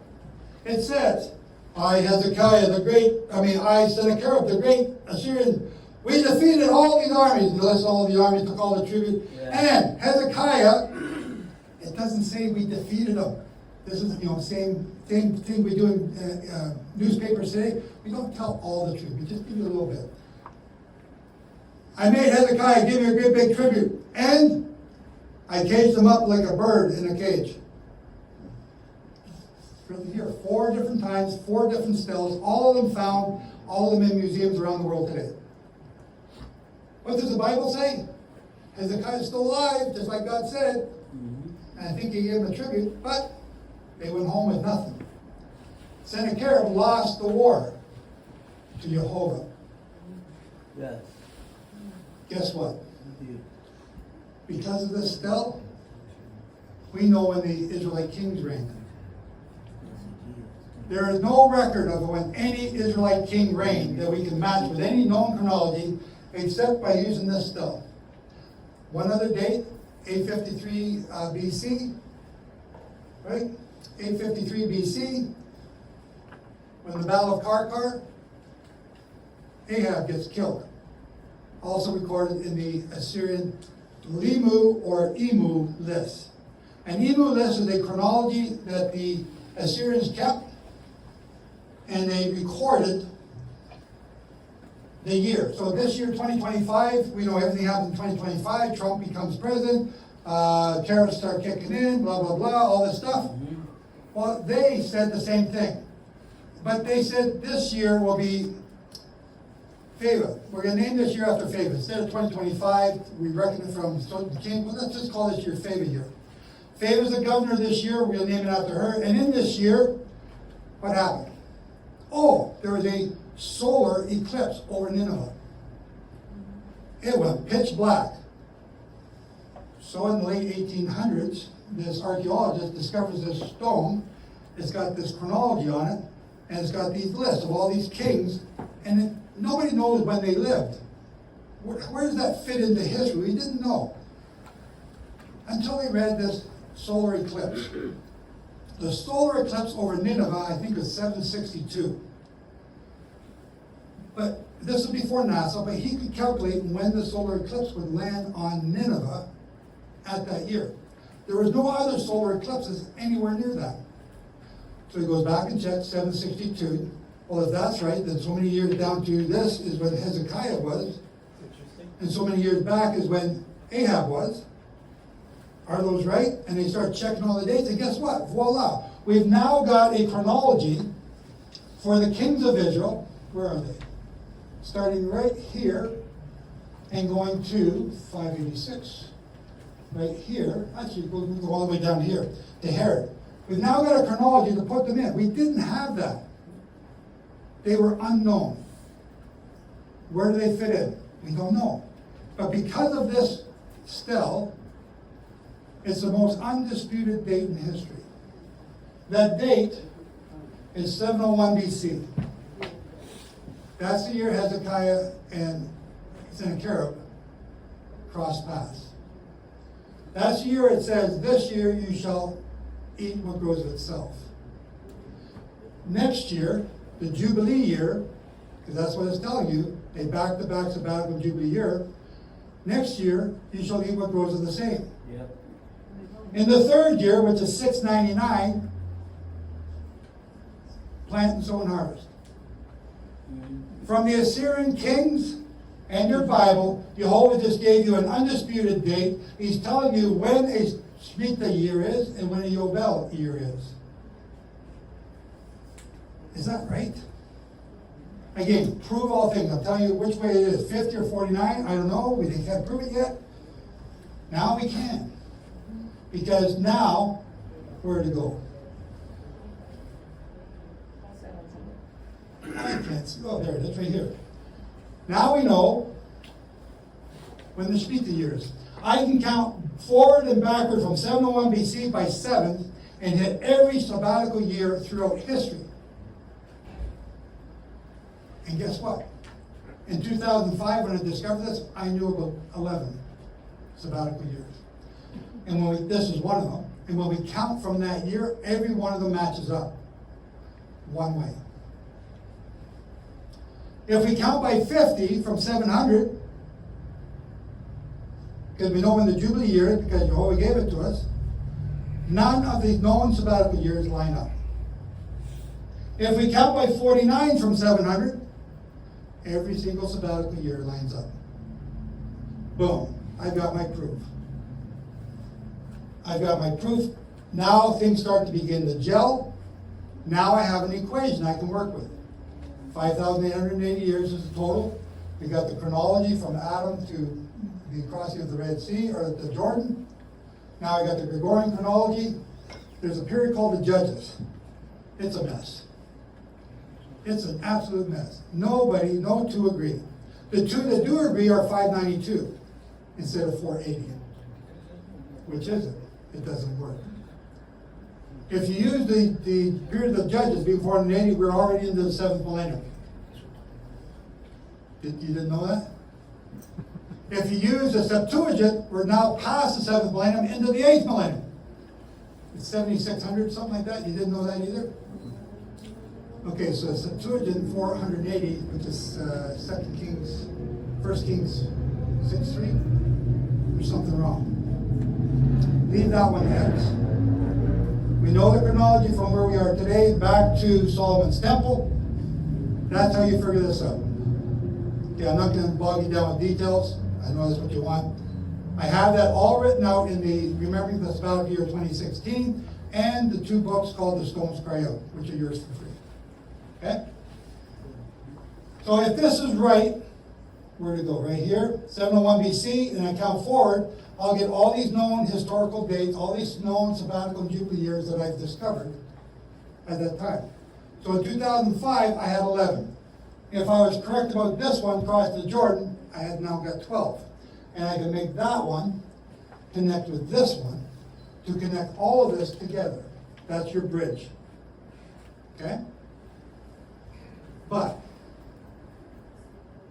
people will still disagree with facts.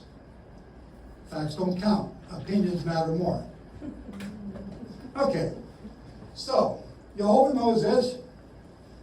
I continue to do my research, continue looking for more, and I find a few more. And then at a convention at Falls Creek Falls, Sukkot, Falls Creek Falls, this gentleman in the front row says, I've got these 2 tombstones from the place called Zoar, and they give the sabbatical year, and in relation to the destruction of the temple. Can I compare them to your chart? What if they don't match? I could be proven wrong right here in front of everybody. Bring them up, let's look. I can go home if I'm wrong. I'm done. They matched. Nice. That tipped me off. If he's got 2, I wonder if there's more.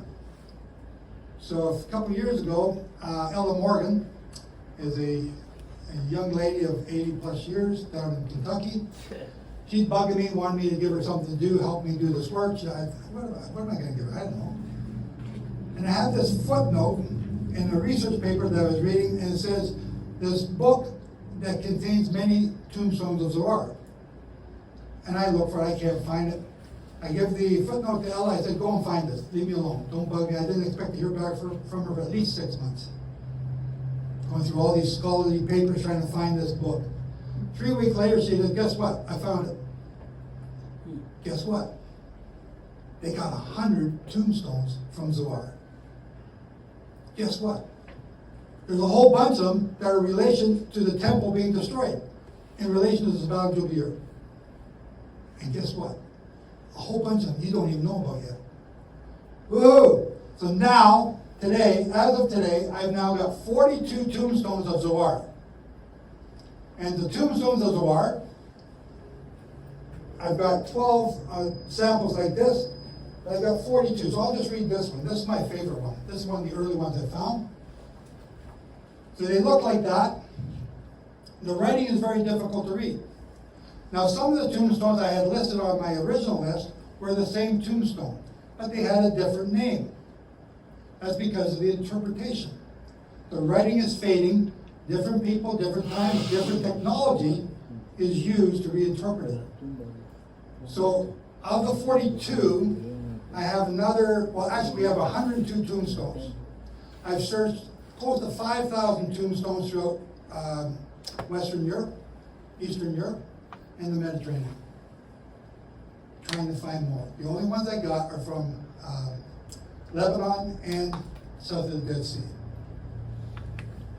It says, this is the tombstone of Hannah, daughter of Haniel, the priest, who died on the Sabbath.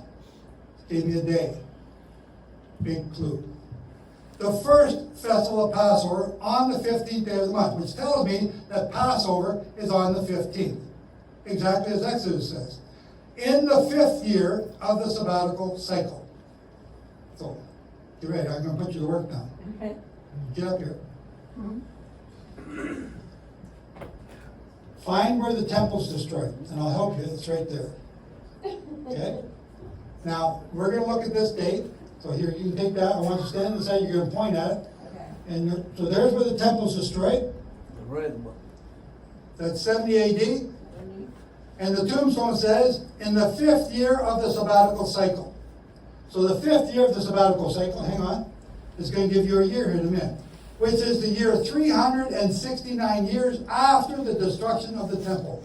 369 plus 70 is? 439. So you come to 439, right there. And what year is that in that sabbatical cycle? 1, 2, 3, 4, 5. This says in the 5th year of the sabbatical cycle, which is 369 years after the destruction of the temple, peace, may her soul have peace. And I love Hannah Matches. for telling me that from the grave. It matches. The stones are crying out. Wow. I've got 42 like that. Nick. By the way, we're doing a book club on the tombstone, so stay in touch with me if you want to be on the book club. The 15th is the first day of Nice. unleavened bread. Yes. It's not Passover. 15th is Passover. That's the thing. That's what the tombstone's telling you. The controversy today is amongst the Messianic brethren. The Leviticus says Passover is on the 14th. Passover lamb is killed on the 14th of going down of the sun. Let's avoid this argument now. We'll never get out of here. Yeah. But that's what the tombstone addresses.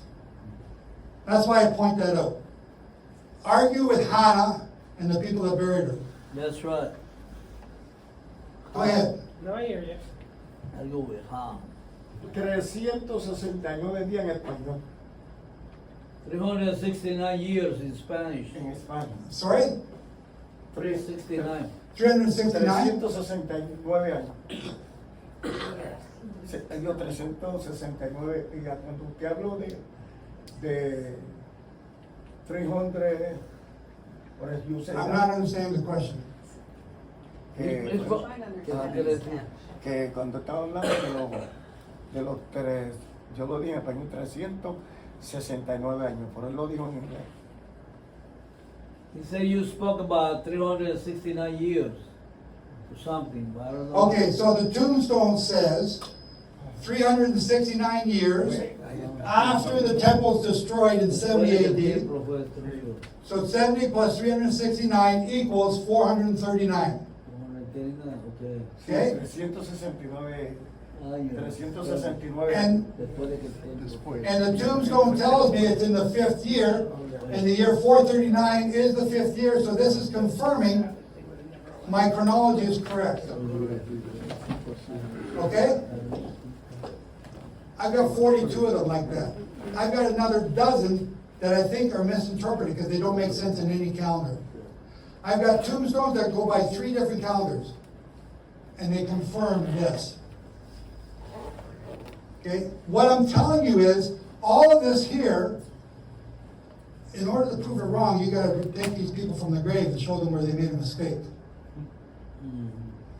Prove them wrong. You gotta take the other dozen or so dates I have and prove them wrong. They come out of your Bible and archaeology. But I got one more. Okay, one more, and then we're gonna get into some of the better stuff. I was on Nehemiah and I did a podcast in 2018 at Sukkot in Israel. And I, my stuff's just a mess everywhere. I bring it, all this stuff, all this proof. And he looks at it and goes, no, we're not reading all that. So he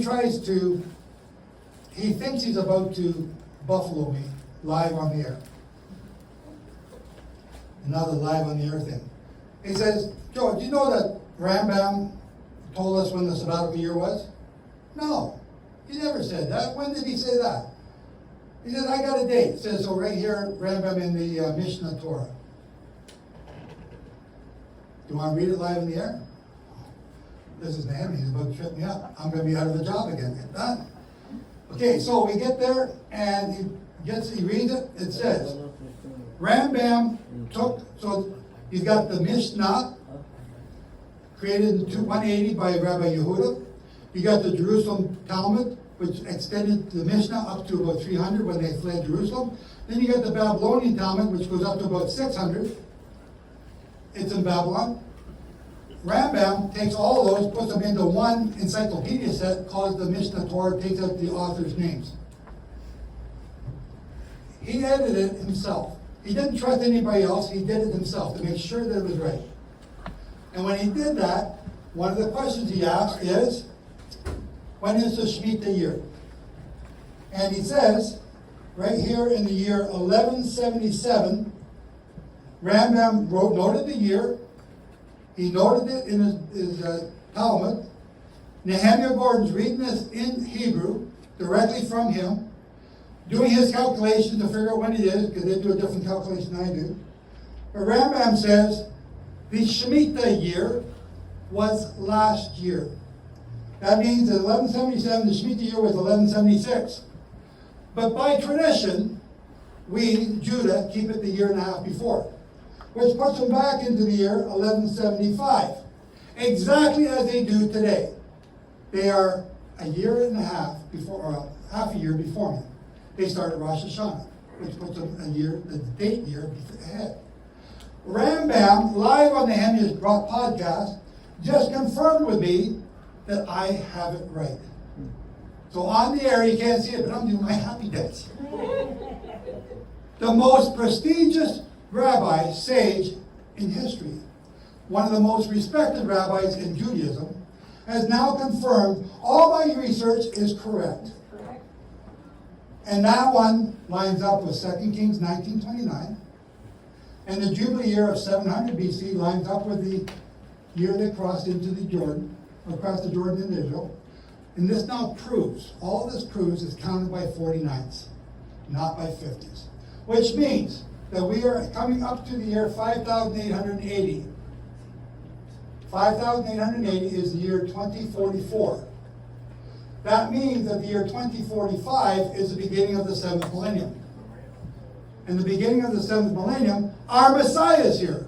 Yes. But when does he come? We're now in the year 2025. 2044 is how far away? 14 14 years. 2024 is last year. No, 24 years. Right? We're in the year 2025. No, 19 years. What are we saying? 19 years. I've been warning you about this, telling people about this in 2005. Fayvah saw me in 2008, first time I got a Prophecy Club tour. Have I said anything different now than I said then? I have a chart now. It's easier. Come back over here. Joe, what did you say is gonna happen on 20? Huh? What did you say is gonna happen on 2024? Nothing's gonna happen in 2024, it's behind us. But something did happen. 2044. 2044 is the end of the 6th millennial day. The beginning of the 7th millennial day is 2045, Aviv 2045. So now, we come over here. As it was in the days of Noah, as it was in the days of Lot, so shall it be in the last days. That's judgment period. In between Passover there and Passover here. What's between two Passovers every year? Don't say Christmas. Say that again. What is between Passover, what is it between, what other holiday? Feast of Tabernacles. Okay, Feast of Tabernacles. Not Shavuot. Trumpets. Trumpets? Day of Yom Atonement. Kippur? Who said Yom Kippur? Yeah. Day of Atonement. Yom Kippur. Yom Kippur. What is Yom Kippur? 10th of the 7th month. 10th of the 7th month. And what is it? It's a Sabbath. It's a what? It's a Sabbath. It's a Sabbath. But what is it? Day of Atonement. Day of Atonement is it's the end of the 10 days of judgment. Oh, the 10 days of Oh, awe. yeah. It's the end of judgment. At the last shofar, as they're going down to the sun, you must repent in order for your name to be found in the book of life. Yeah. Cuando suene la trompeta. Cuando suene la trompeta. When the trumpet sound. Yes. And they blow the shofar. Okay, so in between this and this is the Day of Trumpets. Jehovah's giving you an example here and here. I mean, not the Day of Trumpets, Day of Atonement, my bad. So now, we come up to our time period. Okay, so I'm not sure. I know that Yeshua died in every detail as the Lamb did at Passover. Every detail. We're going to get into a little bit more of that shortly. We got to hurry up. So now, if he died in every detail, surely his coming back has got to be according to the holy days in every detail. Right? Right. Right? Right. How does it work then? No. Well, we said earlier, we know he's coming back in the Feast of Trumpets, right? What's he coming back to do in the Feast of Trumpets? Go to the beach? He's bringing judgment. What is that? The 10 days of awe between trumpets and atonement. So we're looking at trumpets to atonement now as a package.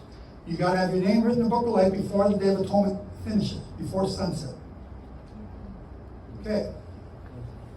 In prophecy, everything's like a day for a year. Day for a year. Ezekiel, Numbers. Day for a year. 40 years in the wilderness for 40 days of searching the land. A day for a year. The Day of Trumpets to the Day of Atonement, take that as 10 years. So I started thinking, well, how does this work? I know from my research, and I've done a lot of research, the Jubilee year, so it's not up here, but the Jubilee year, 2045, is the same as Shemini Atzeret. Very similar teachings.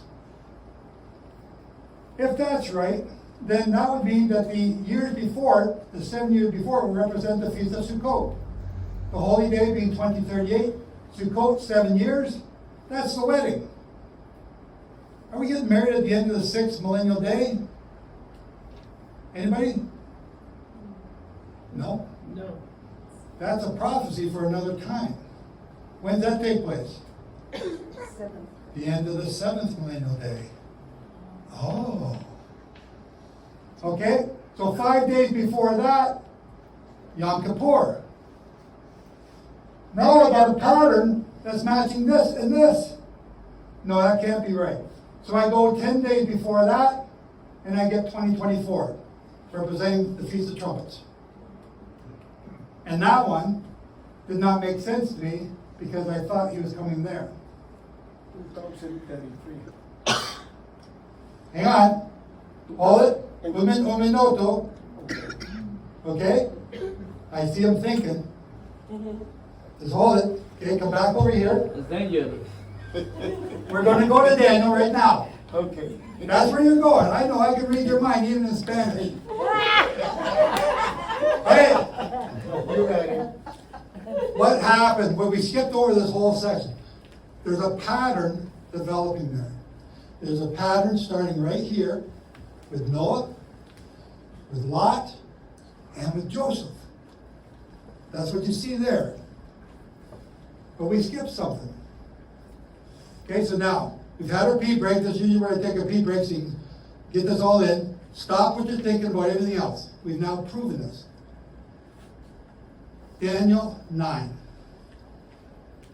70 weeks are decreed for your people to give up what? Sin? What are all the things that are supposed to happen there? Somebody, Daniel 9, read it. All the things that are going to stop when Jesus is born or when Jesus is martyred. What are they? Iniquity is going to be put away. Sacrifices? Well, no, it doesn't say sacrifices. Read Daniel 9, verse 24. Somebody out loud? 70 weeks. Go ahead, Neil, go ahead. A loud voice. 70 weeks are determined upon thy people and upon the holy city to finish the transgression and to make an end of sins, to make reconciliation for iniquity, and to bring in everlasting righteousness, and to seal up the vision and prophecy, and to anoint the most holy. When did all that happen? What do you mean not yet? Daniel 9 prophecies about Jesus coming, and then when he came, that's going to take place. At his death. So we still have no more sin, right? We have, what's another? Iniquity's gone, right? Iniquity's gone. What's another one? Everlasting righteousness. Everlasting righteousness. We have everlasting righteousness right now? No. What else? Seal up the vision and prophecy. Seal up vision for prophecy. Do we have any of that going on? To anoint the most holy. To anoint the most holy. Who got anointed? Yeshua. Oh, but he's killed. Because that prophecy, according to Christianity, is to when he is killed. Mm-hmm. After he's killed, all those things are supposed to happen, right? Where are they? Something fishy going on here. Okay. So let me show you the Daniel 9 prophecy. The first people to use the Daniel 9 prophecy was? 7 weeks. Who was it? The Hasmoneans. The Hasmoneans used the Daniel 9 prophecy to prove that John Hyrcanus is the Messiah. Guess what? He was so hated that the Assyrians left and went down to the Dead Sea, formed a community in Qumran. And everything they're writing in the Dead Sea Scrolls at that time is about John Hyrcanus. John Hyrcanus is the evil king. The heretic down at the Assyrians, he's the good king. He's the angel or the king of righteousness.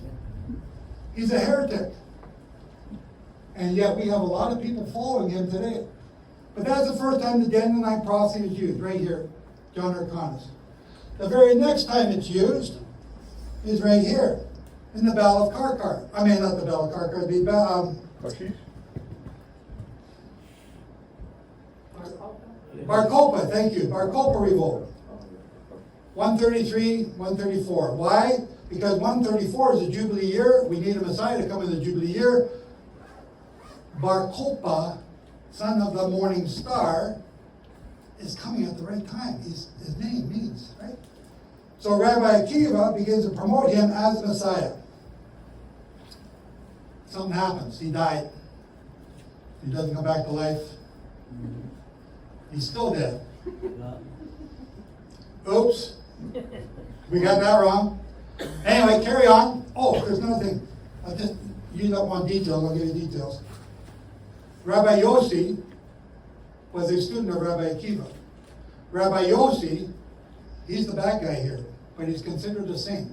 He takes the chronology and uses the Daniel 9 prophecy. He goes back and he fudges the date for the temple being destroyed in 586, where that is. Changes that date. Removes 120 years. Gets rid of the Persian period. We don't know where that went. And he makes this so that Simon Bar Kokhba fits the Daniel 9 prophecy. Wow. Well, that's that missing 120 years I've heard about. Yes, sir. Now, Simon Bar Kokhba dies, he doesn't come back. Rabbi Akiva is martyred by the Romans. 50 years later, Rabbi Yossi is still alive.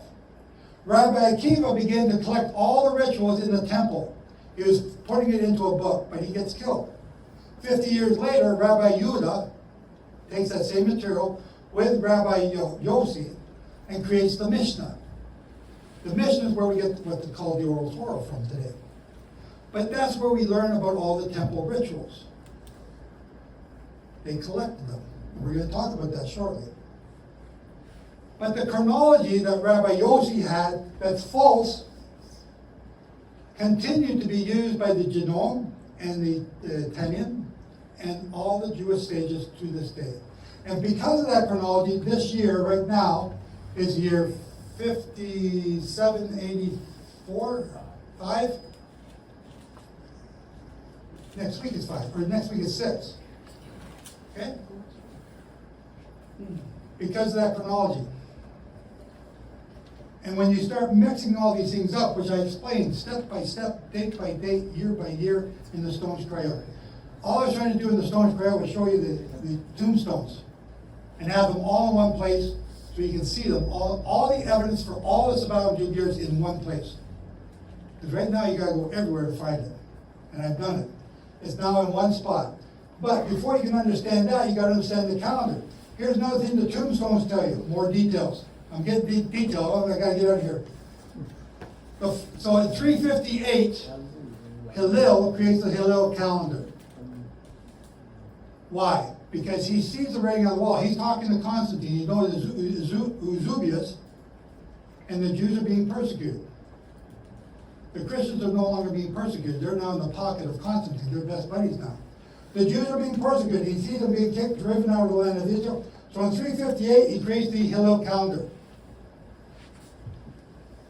Postponement rule number 2 is so that the moon is not seen in any other part of the world before it's seen in Israel.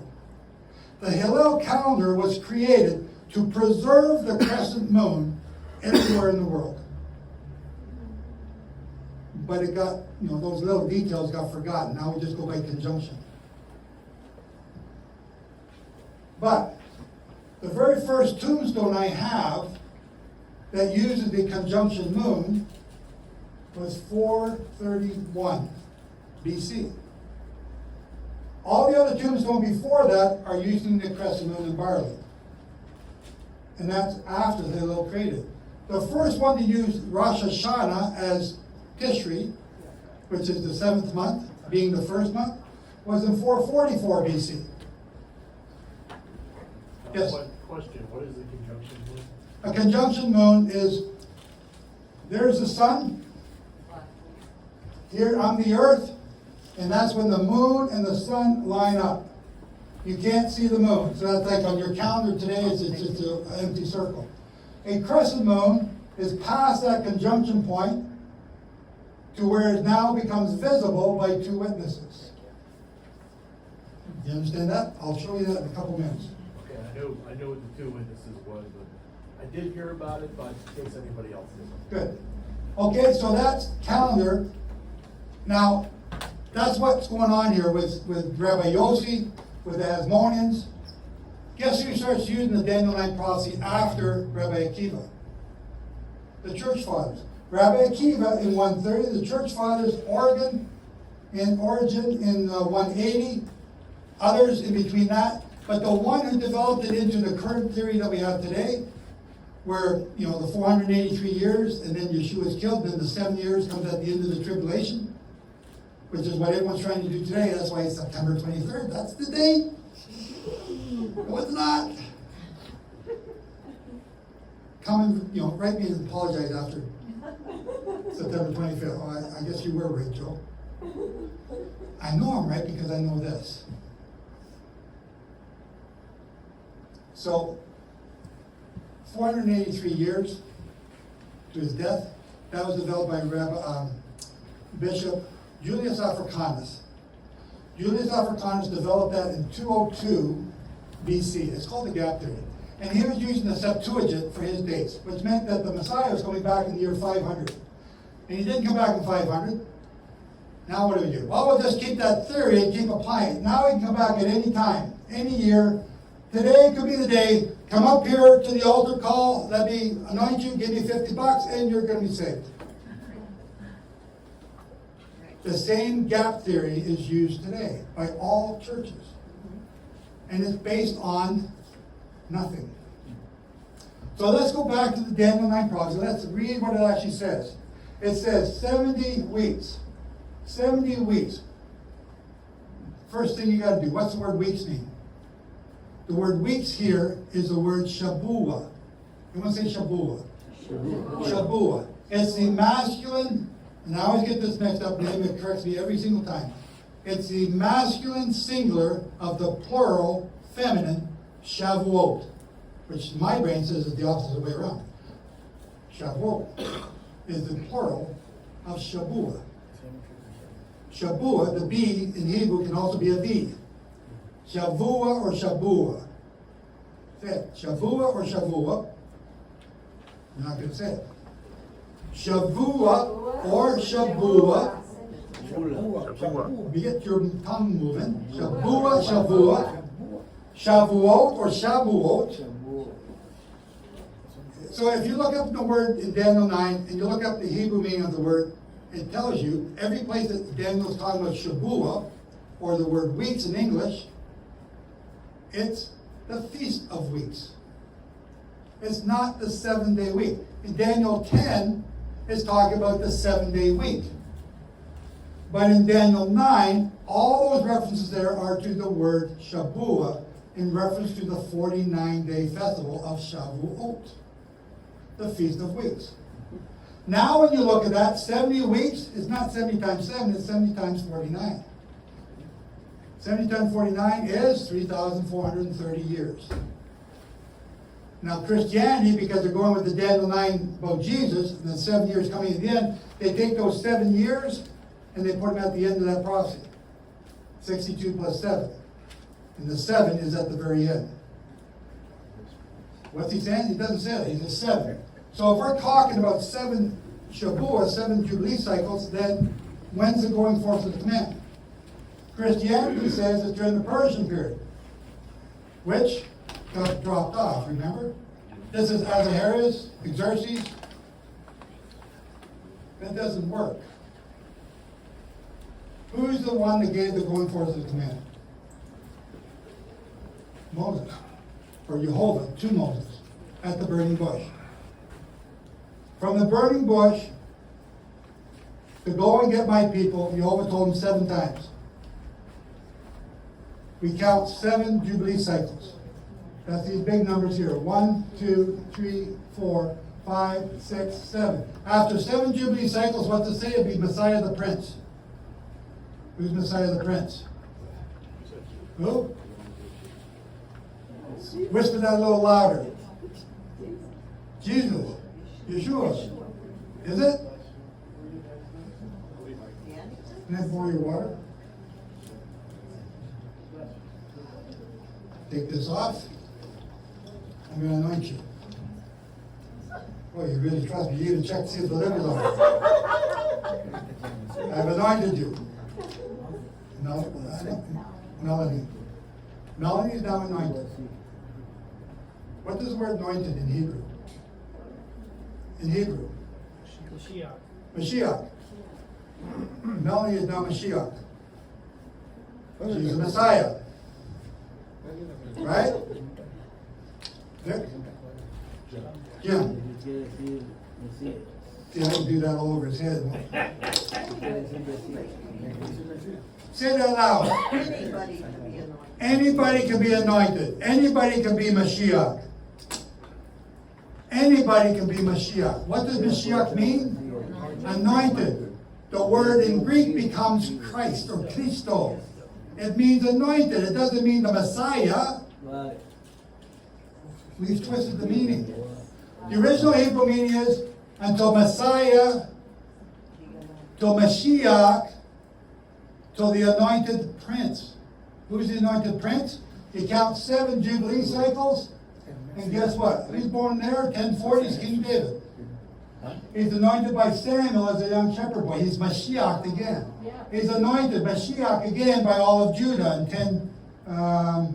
in 1010 BC, and then by all of Israel in 1003 BC. King David's your Messiah, Mashiach.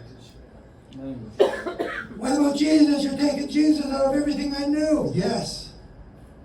Because the prophecy is not about Jesus. The prophecy is about you. 7 Jubilee cycles to Messiah, the Prince. Then it says what? 62 Jubilee cycles. 62 and 7 is what? 69. Bonnie, just come up here and just read that date right there. No, you come up and tell them. I want you to tell them. Yes, Bonnie. Your name's Bonnie, right? You can't read? Oh, she's turning her hearing aid off. She doesn't want me to. Okay, I'll do it for her. It's 1996. So you come up here and check.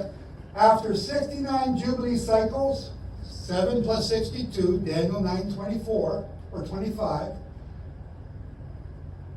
1996. 1996 was the end of the 69 weeks of Daniel 9.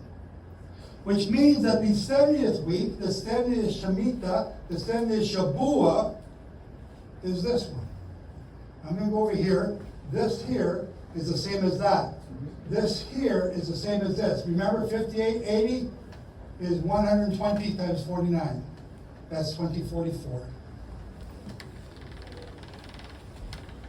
1996 was the last Jubilee year. I got a question for all y'all. Shane and I are doing this little survey. I already know the answer. 1996. Yovel. Yeah. 1996. 1996. And we're in 2025. So we're getting close to us right now. How many of you began to keep Torah, Sabbath, holy days? What year? Not that, is that long ago? You can't remember? 2006. 2008. 2005. 2007. 2009 sold. 2000. 95, I think it was. 95, the 49th year. So right now, it's just been pointed out that a lot of us are called during this time. 2007. What's that telling you? The sealing of the saints. Do not destroy, do not harm until the saints are sealed. I got goosebumps when you were talking this afternoon. I got them now again. Until the saints are sealed. It's not going to take place in the tribulation, it takes place before. Why does it have to take place before? Because he's not going to come and rescue a bunch of people that are rebelling and not obeying them.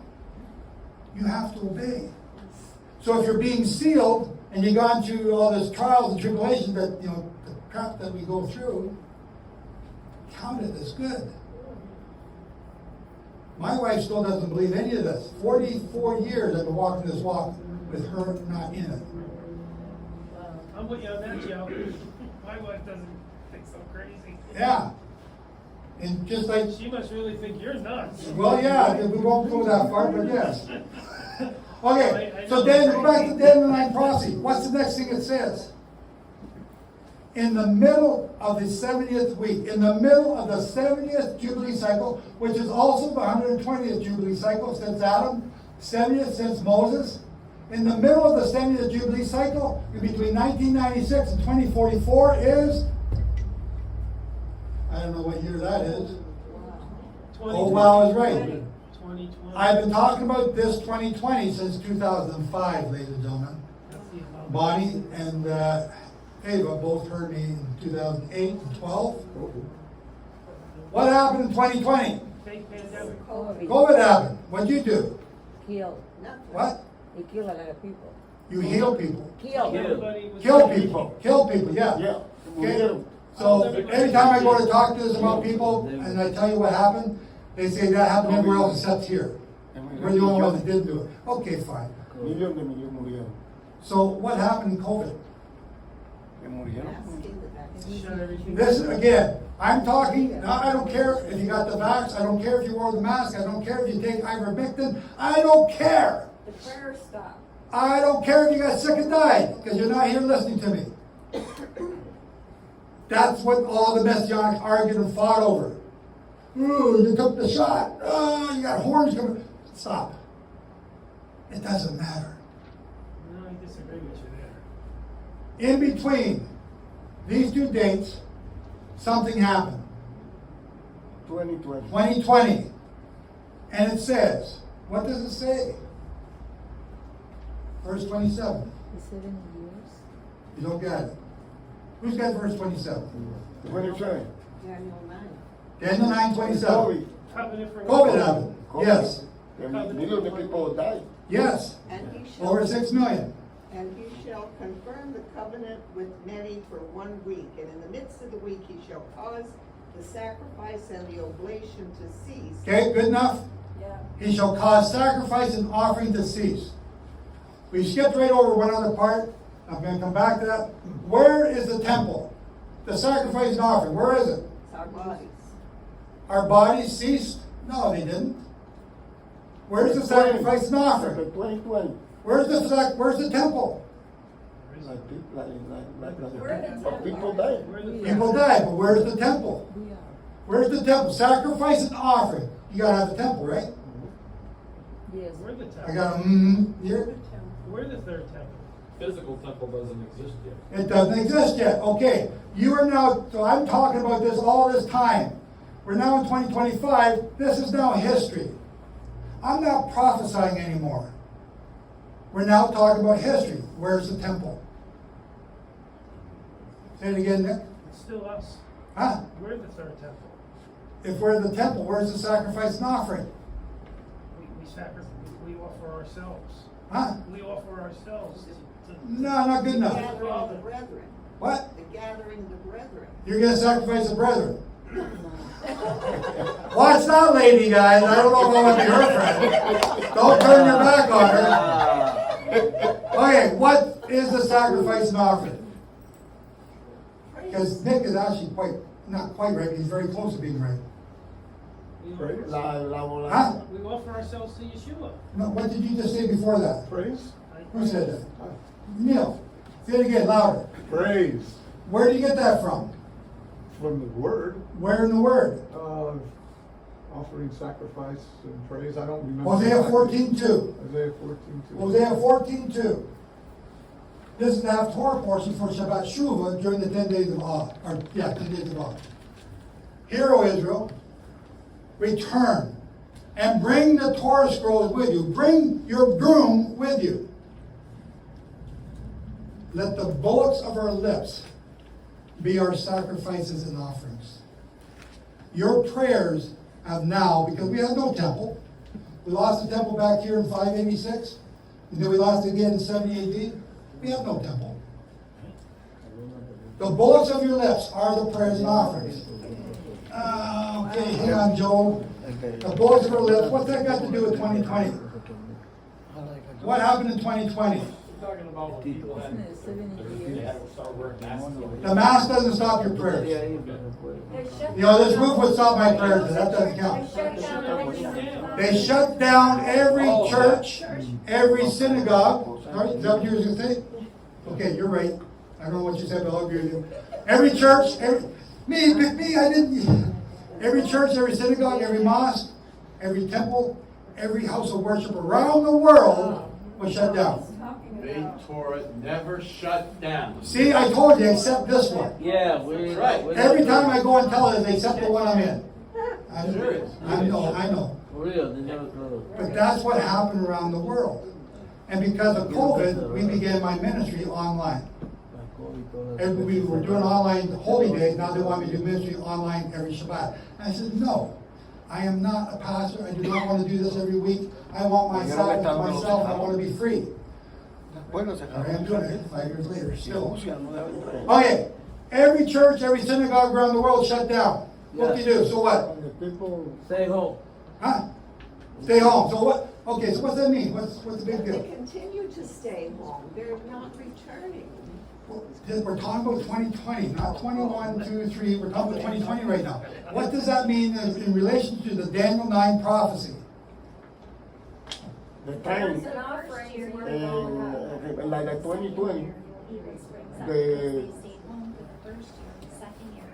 Okay, let me help you out. Let me help you out. I'm running out of time. Hablando del COVID. Que 20 Rusia. In 2020, the announcement by WHO came on what I was keeping Passover that year, March 11th. March 11th, WHO announced the pandemic. Everyone began to lock down. So I knew that 2020 was something. I did not have a confirmed date. So then I did what I usually do. I start counting from March 11th. Which brings me to what? Now I jump to Daniel 12, verse 11. Daniel 12, verse 11 says, from the time the daily is taken away. So if the daily is the prayers of our lips, from the time the daily is taken away, until the abomination is set up, will be 1,290 days. So I missed a couple little words in there, and I thought 1,290 days brings me to September 22nd. So in Israel, I go. I'm looking for the abomination. I know what a pre-site's going to look like. I should be able to find this thing before it's even put up. I will stop this if I can. I know the holy place. I know exactly where I know where the ark is from Ron Wyatt. It's not behind the bus station. It's on Golgotha, because they had to face into the temple. And everything Ron Wyatt describes is at Golgotha, but not at the bus station. So when I take you there, it's the most quiet, peaceful place in the world. Why? Because the ark is there. Garden Tomb area. It's what not the garden tomb that tourists go to. Under the cross. What? Under the cross, where the cross was. Yes. Ron Wyatt blew me away when he said that. So, I'm looking on Golgotha. Shane is with me. We find a construction site. We see a shrine being built. The forms are still in it. It's still fresh cement. We got it. So, March 22nd comes and goes. No statue put up. Now I'm thinking, what did I miss? I go back to read the scripture again. And what I missed was, from the time the daily is taken away. Well, March 11 was just the announcement. The daily was not yet taken away. March 25th, 2020, Prime Minister Netanyahu locked down Israel. What does that mean? No more synagogue, no more corporate prayer, no more quorum. You need 10 men to form a quorum to have a prayer. Corporate prayer. Corporate prayer stopped in Israel. I went to Rabbi Yehuda Glick. I told him an imminent attack is about to happen in 2023. And he said, how do you know? If I tell you, you're going to think I'm crazy. Yehuda Glick took my book, The 2300 Days of Hell, in 2014. He read it. As he started to read it, he was almost assassinated. He didn't finish reading it. I wrote Prime Minister Netanyahu. I wrote the Sanhedrin. I told him an imminent attack is about to happen. Yeah, I know, everybody can say that after the fact. I've got proof, it's documented. I wrote it. I didn't want to be famous, that's not what I'm looking for. I just wrote it because I understood the Daniel 9 prophecy. It didn't happen on September 22nd. What's the next date? I don't know. Netanyahu, is that right? Is it Netanyahu? Could it be Netanyahu? Maybe it is. Maybe it's not. I don't know. Maybe I'm crazy. This is nuts. If you see the abomination, you say that you see the abomination, what? Flee. Careful, careful.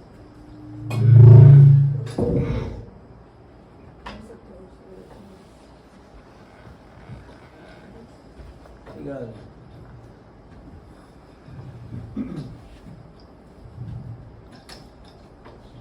Mételo ahí. That thing at the concert. Kepa. It's all you, Shane. You have to put this Not on. feeling. Lift it up again. Okay, you guys got it. I'll keep going. You got this one, yeah. Okay. Says flee. When you see the abomination of desolation spoken of by Daniel, flee. This was on top of the Nova Festival tent, the DJ tent. I'm in Israel. I'm looking for the abomination on Golgotha, the holy place. Nothing's happening. A parade of priests are going out to the shrine. They got the bishops and the cardinals. You got all the top brass coming to this thing. I go running up the hill, and the rockets start to fly. They'll be over 5 minutes. Keep going. No, they don't stop. They don't stop. Something different's happened today. They don't stop. Okay, they all go back inside. I go back to my room. I sit there in the window and I'm looking and I'm watching because I'm spying over the land, over this place. The rockets stop. They start going out again. I start running up the hill again. And then the rockets start flying again. And they don't stop. 2,000 rockets were flying that day. And I'm mad at God. I'm mad at God for not letting this abomination be said so I can tell people. He had me. So Jesus said, Yeshua said, when you see the abomination spoken of by Daniel, to flee to the mountains of Judea. Where's the mountains of Judea? Jerusalem, where I was. I was in the place to be safe. They were dancing around us. It was not. It was Shimini Ateret. They've been dancing all night. That's what you do on Shimini Ateret. It's called Simchat Torah. You dance all night. What are they doing? They were hallucinating. They were on drugs. They were drinking, whatever they're doing. But they were not worshiping Jehovah. In the same way, when Moses came down off the mountain and saw the Israelites dancing around the golden calf, it's the exact same thing. 3,000 people died there. There were 3,000 graves right beside Mount Sinai. These people died. 1,700 people that day. And now another 900 plus IDF soldiers since then. You got your hand up there? Yeah. I told Sean that Israel was... Speak up. I told Sean that Israel was, and others that Israel was going to be I still can't hear you. I told Sean and others that Israel was going to be attacked on October 7th. Yeah, Oh, he told you? That's my friend that called okay. me and said something's gonna happen. No, I told Like- him. I told him that if they were going to get attacked because it lined up with the 1973 war in 1973. Yeah. It was 50 years apart. Yeah. That's actually the third day of the Feast of Tabernacles, the 17th of the 7th month, when Noah's Ark landed on the Temple Mount. So this here is the abomination. I'm in the Kidron Valley. I'm mad. I'm taking the strip out of Jehovah. I'm mad at them. Why are these rockets still coming? Why don't you just wipe those people out? Stop this stuff. And then my abomination didn't get set up. I go back up the hill. I go back to my room. And somebody sends me an email and they send me this picture. Did you see this? And I start to cry. Rumors were going around that day, half the Golani Brigade was wiped out in their beds. These are 18-year-old boys and girls. My kids. Your kids, your grandkids. They're just kids. Shot in their beds, sleeping at night. How did Hamas get in there? Then the horror stories start to come out. Babies, burnt, beheadings. But not only that, they're coming inland, and they're getting far inland. The rumors of war is terrible. You hear all this stuff. People are sending you stuff. You don't go over there. Stay away. You got to get out. And you don't know what's going on. Now the rumor is Hezbollah is about to send their precision-guided rockets on Israel. The airport's shut down. All flights are canceled. Now what do I do? Pray. First thing to do. What do you want me to do here for? Why am I here? Now that I see that, why am I here?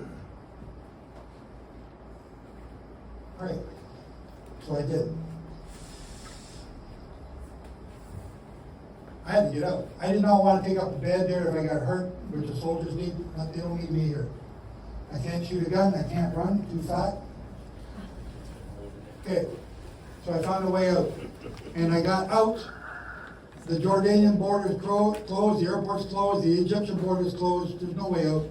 So I go down to Eilat and I cross there. Nobody there. I just walked across. It was so easy. And then people start calling me. Your friends start calling me. This lady's praying for me. I don't even know who she is. All these people are praying for me. And that's so weird. And things happen when you pray. And I can't explain it. I walked across the border, easy peasy. Nehemiah, I told him how to do the same thing. the 5-hour bus ride from Jerusalem. That's why they slept in the car. It's a long drive at night. He has to get out, but he crosses the border. I'm Canadian. He's a Jew. Guess what? They're going to put a bodyguard on him 24/7 while he's in Jordan. Nehemiah is a target. He's a famous person. You need a lot of money for him. They kidnapped all these bodies by Hamas. Hamas kidnapped all these people. They get money for it. Millions of dollars. Let's add a famous one, Nehemiah Gordon. So they asked to cross the border, and they put a bodyguard on him, and he said, I'm going to go stay at the Continental, so the guard lets him go. Nehemiah gets there, and him and Linnell are kind of freaking out. I'm just glad I got to spend at least a day with him, because Sabbath is coming. I can spend all this time with him, no interruptions, just me and him. He's panicked. He's scared. I have not seen fear like that before. I never understood that fear of a Jew coming into another country. So Linnell she's on survival mode. She starts making phone calls. She gets a plane. It's leaving in an hour. They are on that plane and they are flying to Doha. They are gone. And they don't care. They're gone. It's the Sabbath now. And I'm thinking, uh-oh, should I be gone? Am I safe here? And I'm looking around, everywhere around me is Muslim people. And, okay, let's pretend we're Christians. Just pretend we're tourists. I didn't know what to do. So I stayed there until Monday. Monday was the first time I could get a flight back to Toronto. So that's what we did. At the airport, when we went to the airport, all these other people are ducking and hiding. I said, I'm not going to the airport. No sense hiding in the bomb shelter here. So we made a plan to go south. That's what we did. Back up to the verse you said, the first part of 27. Read that again. You shall make a covenant with many for 1 week. Right? The covenant with many for 1 week. Confirm the covenant with many for 1 week. So in 1972, the United Nations created a covenant called the United Nations Environmental Program, the UNEP. It was to save the birds, save the wildlife, save the world. Okay, good thing. They got 113 nations signed on to it. Shortly after that, they start coming back every year to make adjustments, and they're trying to get all the nations to sign on to it. As they sign on, they make an amendment. The very first thing in the covenant they have is called the Human Rights Clause. So I got a question for you. What do blue whales need with human rights? What does a panda bear or a three-toed frog need with human rights? Are they going to take you to court if you step on them? Yeah. What? It's a stupid clause. Why would they have that in the human? They don't need human rights. Trees don't need human rights. But it's there. 120 some nations sign on. 2011, in South Africa, where is it? 2011, they make an amendment to it. And they now change the human rights clause to now accept LGBT and no longer hate crimes. Do you remember when President Obama, Prime Minister Trudeau, all the Western leaders began to promote LGBT rights? It was because of that clause being adjusted in 2011. Now you hear them all doing this everywhere around the world, and all the West or Eastern nations think they're nuts. You're not bringing that crap into our culture, but we do it in the West, because we're liberal, we're modern. That clause becomes known as the Rio Accord, or that covenant, the Rio Accord, the Rio Plus 20, Agenda 21, Agenda 30, and then was signed by all 192 nations just after Trump gets elected in November of 2015. And Obama signs it. And he can't get out of it for 4 years. So Trump comes into office and he says, I'm not signing this. He gets out of it. But he can't get out for 4 years. That means he got out in 2020. That was one Jubilee Cycle later. From 1972 to 2020 is one Shemitah week, one Shavuot. That's where that clause comes in. And that clause is still in effect today because Biden signed back on, 4 years, Trump signed off. That's what that is. Now, we want to get to the second part that I left off here. Daniel 12, verse 12. From the time the daily is taken away shall be 1335 days. That brings you again to November 21st, 2023. November 21st, 2023 is when the first agreement for the hostages took place. I've now got 2 dates from Daniel 12 that line up with actual events starting in the middle of this Jubilee Cycle, based on the daily being taken away. Daniel 8. Daniel 8 is big. It says, how long, the two people are talking, how long is this going to go on for? And the one says to the other, from the time that the daily is taken away, 2,300 evenings and mornings, that's the evening and morning sacrifice, or this, another way of saying 2,300 days. 2,300 days from Netanyahu, March 25th, brings you to July 12th, 2026. That's next year, 1 year from today. So let's just put this all into perspective, because I see you're all getting tired. We still got a whole lot more to go. Are you guys good, or are you out of gas? You're good? Yes, no? Good, we're good. Okay. July 12th, 2026. That's the Daniel 8 prophecy of 2,300 days, because it's based on a solid date of March 25, 2020. And I got 2 confirmed dates in 2023. If we are right, and I believe we are, now if I'm wrong, and I could be wrong, and I tell my congregation I'm never wrong, but just in case I am, in between this date right now, so I've been doing this since 2005, same teaching, in between 2025 and 2044, I don't care what theology you subscribe to, whether I'm right or wrong, it doesn't matter anymore. Stop fighting. Stop all this fighting between groups and denominations. Stop. Because between now and then, all prophecy, all end time prophecy must take place. If I'm right, then great.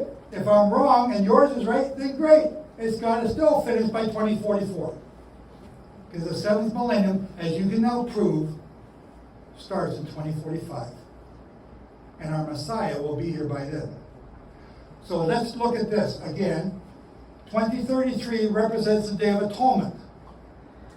The Day of Atonement is the end of the 10 days of awe, or 10 years of awe, or the 10 years of judgment. You follow me? You must understand the holy days to understand prophecy. 2033, 3.5-year tribulation. Satan will be locked up at the end of that time. Yeshua said, don't look to the fall, look now. 4 months, don't look 4 months hence, but look now for the harvest. Al mismo tiempo que lo crucificaron. 2023. Is he commenting or questioning? Que lo Comment. que da la casualidad que ahí en el 2033 en el 2033 que va a como He's talking about 2033, but read the book. y entonces en el en el 33 The rapture of the también, Jews. que concordia porque lo crucificaron en el 33 He said that Jesus died at 33 years y old. concordia con eso ahí, Yes. con el 2023. He's doing the 2,000 year, that's doing the Yes. 50-year thing. Yes. That's a Christian teacher. I don't teach Christian stuff. I teach Torah. Porque yo quiero decir que I'm being smart. I que shouldn't be smart. concordia Yeah, but it Yeah. says that he, con So he's trying to do the, Yeshua died in 2033 or 2030, or nobody knows, because they don't do the chronology.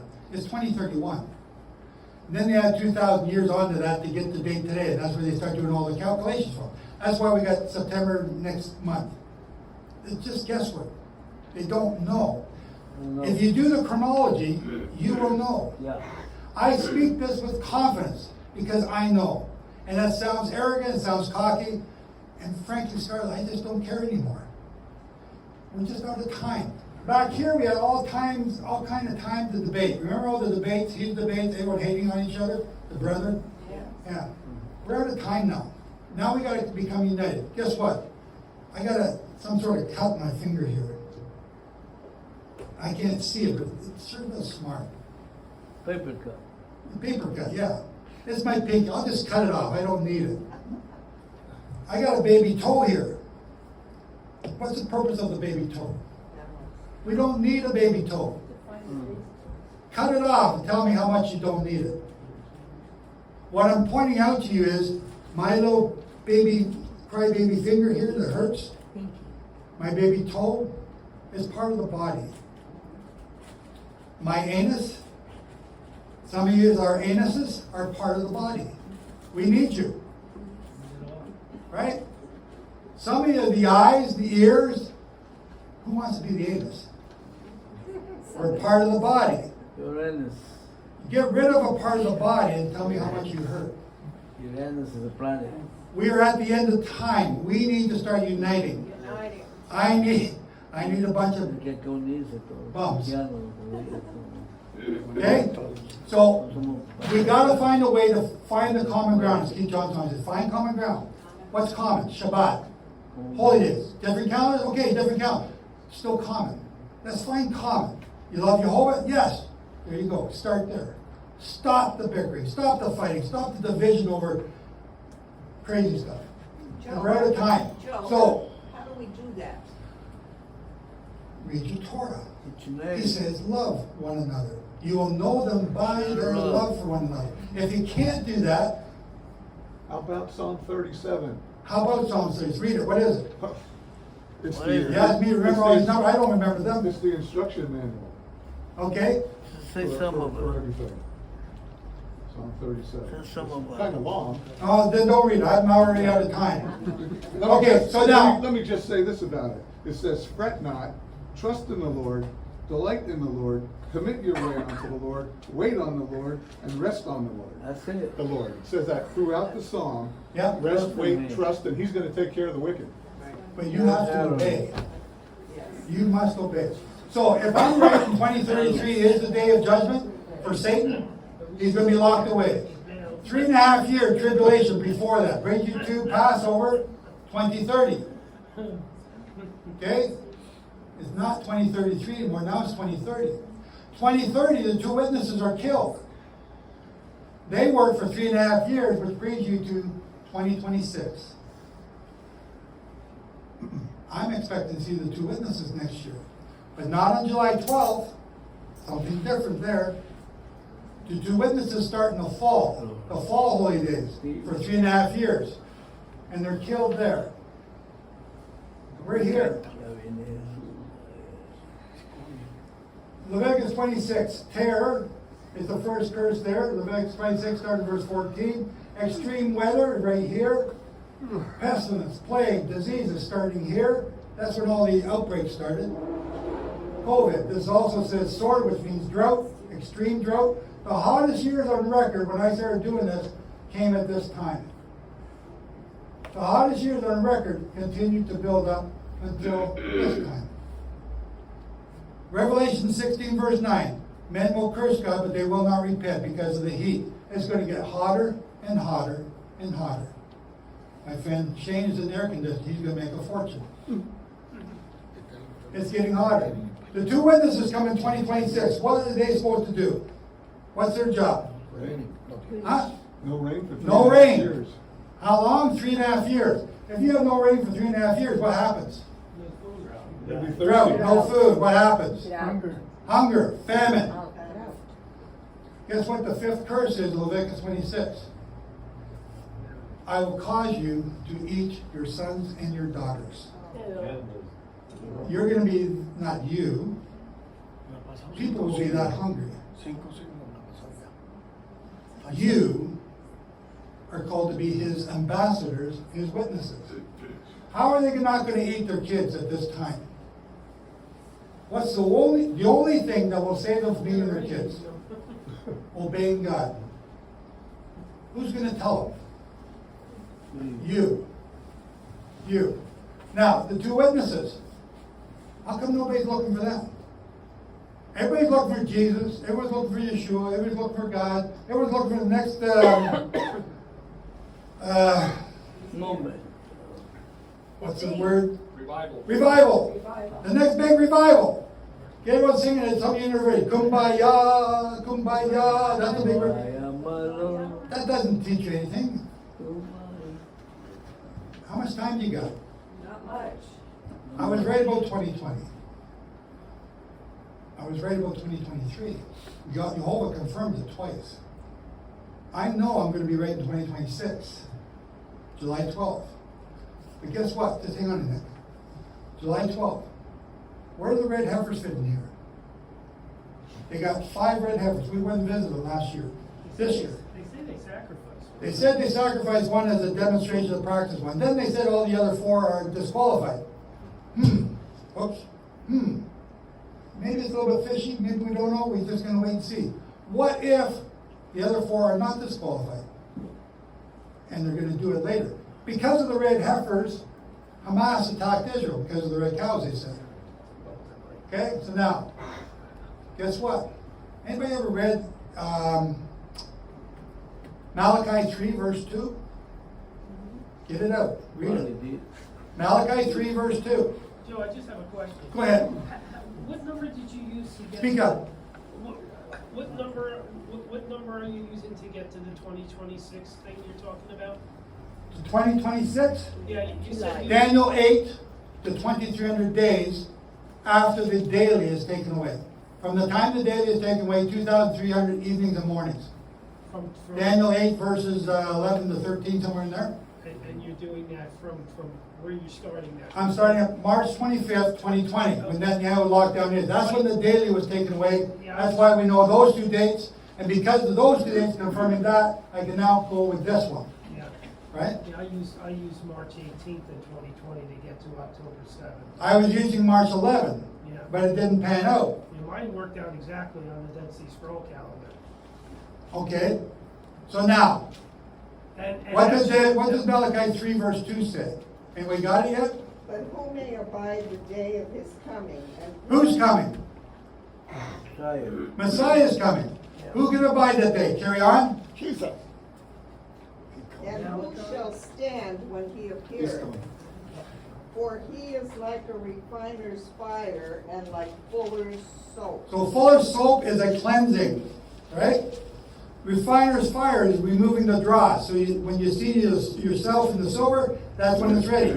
Why am I saying this? Back in Daniel 8. Okay, hold your thumb there. Go to Daniel 8. Give me my Bible there, Ramon. Right there. Malachi 2:9, you What said? is it? It's right there underneath. You're gonna need my glasses too. Daniel 8. What was the verse? Daniel 8. Malachi 2:9. Why don't you just come around? See you do all that work. 3:2. I want to go to Daniel 8, starting around 12. Daniel 8. Oh, yeah. Daniel 8. Daniel 8. Yeah, we're in a cleansing, yeah. It's gonna be a big cleansing. Oh, I thought you had. Daniel 8. Yeah, I do. So here's the key thing here. You gotta remember it. Malachi 3:2. Daniel 8. Yeah, you thought about it. Then I heard all of them speaking, another only one speaking how long. Okay, how long will the vision be? Verse 13. Concerning the daily sacrifice and the transgression of desolation. So again, the daily, referring back to March 25th, and the transgression of desolation, and the giving of both the sanctuary. So in Hebrew, the word sanctuary can also be saints. Giving of both the sanctuary and the host. So saints goes with host. Host is an army of people, not a sanctuary. To be trampled underfoot. Okay, now you go down a little bit more. Where does it say this? Understand refers to the end. And it is vindicated. Where's vindicated? Cleansed, verse 14. And he said to me, for 2,300 days, evenings and mornings, then the sanctuary, or then the saints, okay, it can be both, shall be cleansed. So the other version I have says vindicated. So the word is cleansed. What is the one and only thing that cleanses both the sanctuary and or saints? Blood. Nope. The red heifer. Yep.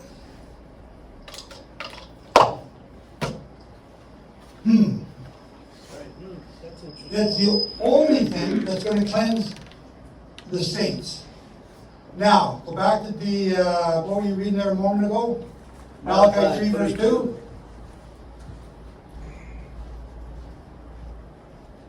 You didn't keep your thumb there, did you? I got it. Okay. He who can endure the But day who of his may coming. abide the day of his coming? And who shall stand when he appears? For he is like a refiner's fire and like fuller's soap. Keep going. Now we're talking about a cleansing process. And he shall sit as a refiner and purifier of silver. And he shall purify the sons of Levi. Hang on. Who are the sons of Levi? The priesthood. How do you purify the priesthood? Carry on. Read more. And purge them as gold and silver, that they may offer unto the Lord an offering in righteousness. So how can you make an offering to Jehovah in righteousness? How can the Levitical priesthood do that offering today? We cannot. Until we have the sacrifice of the red heifer ashes. Now, Rambam, Maimonides, wrote that Daniel 8 there, or Malachi 3:2 is talking about Yeshua. He didn't say Yeshua, he said the Messiah. The Messiah, he says, is going to kill the red heifer. Only then, he's the only one qualified enough to do it. Lightning coming down from the sky, like Elijah, like Moses, destroying the red heifer and the altar. Now we got the ashes to sprinkle on the priest. Only then can the priest make an acceptable offering to Jehovah. July 12, 2026. Watch for something big. Is that it? I believe it is. Now, there's more. How much more do you want? More. All of it? No. Enough? You had enough? Keep going. No, keep going. 2024 represents the Feast of Trumpets. Feast of Trumpets represents the day the Messiah is to come back. Suena la trompeta. Trompeta. Where is it? You got it. Where is the Messiah?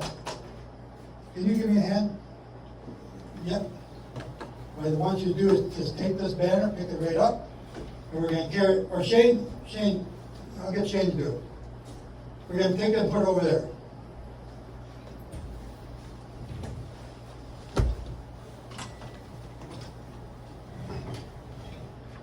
Swing it out.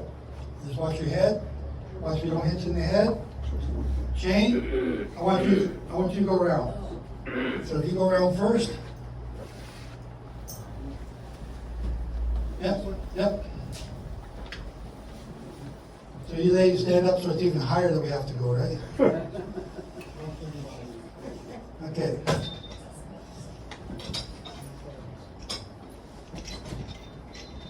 Okay?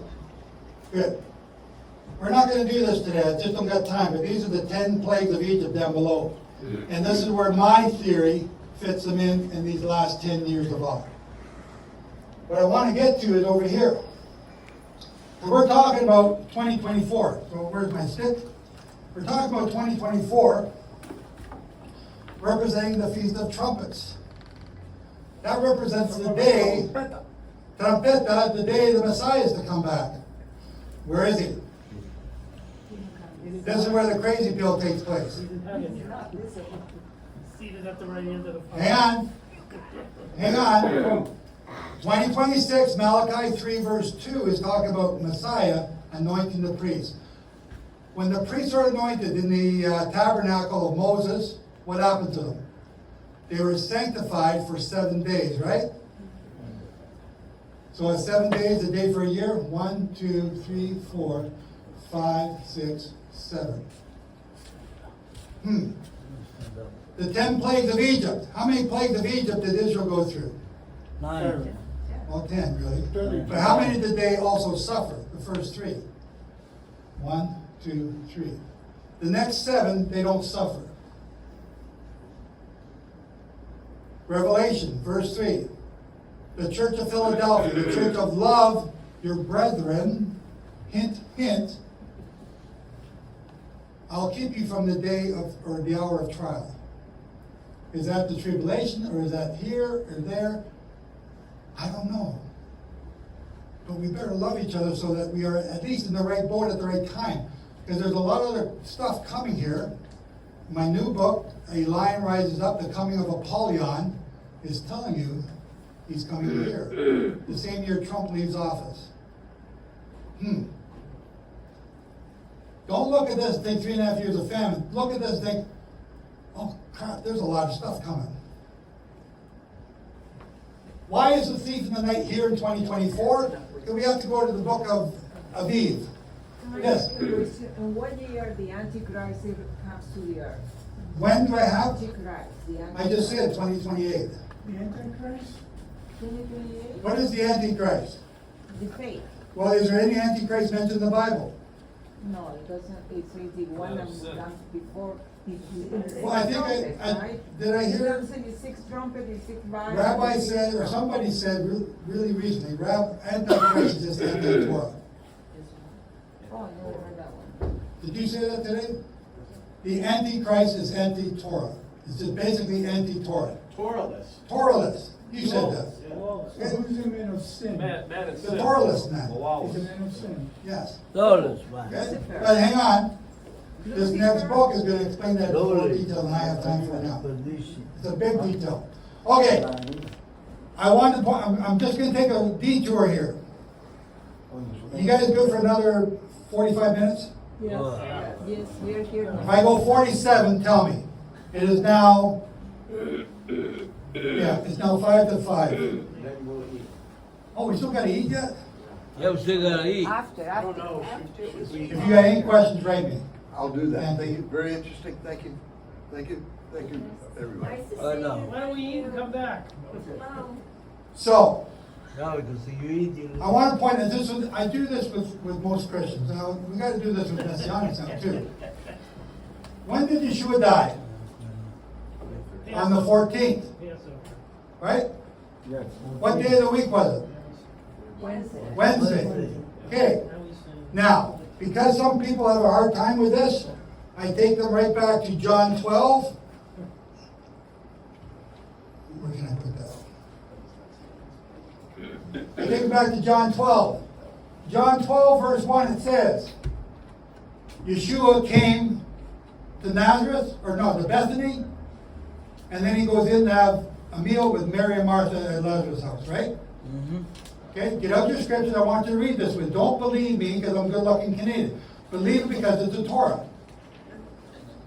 John 12, verse 1. That same night, Mary anoints his feet. Verse 3. What day is that? Let me see. 6 days before Passover. What day is that? Night. 6 days. It's the 9th. Good guess. You read that. What day is it? Monday.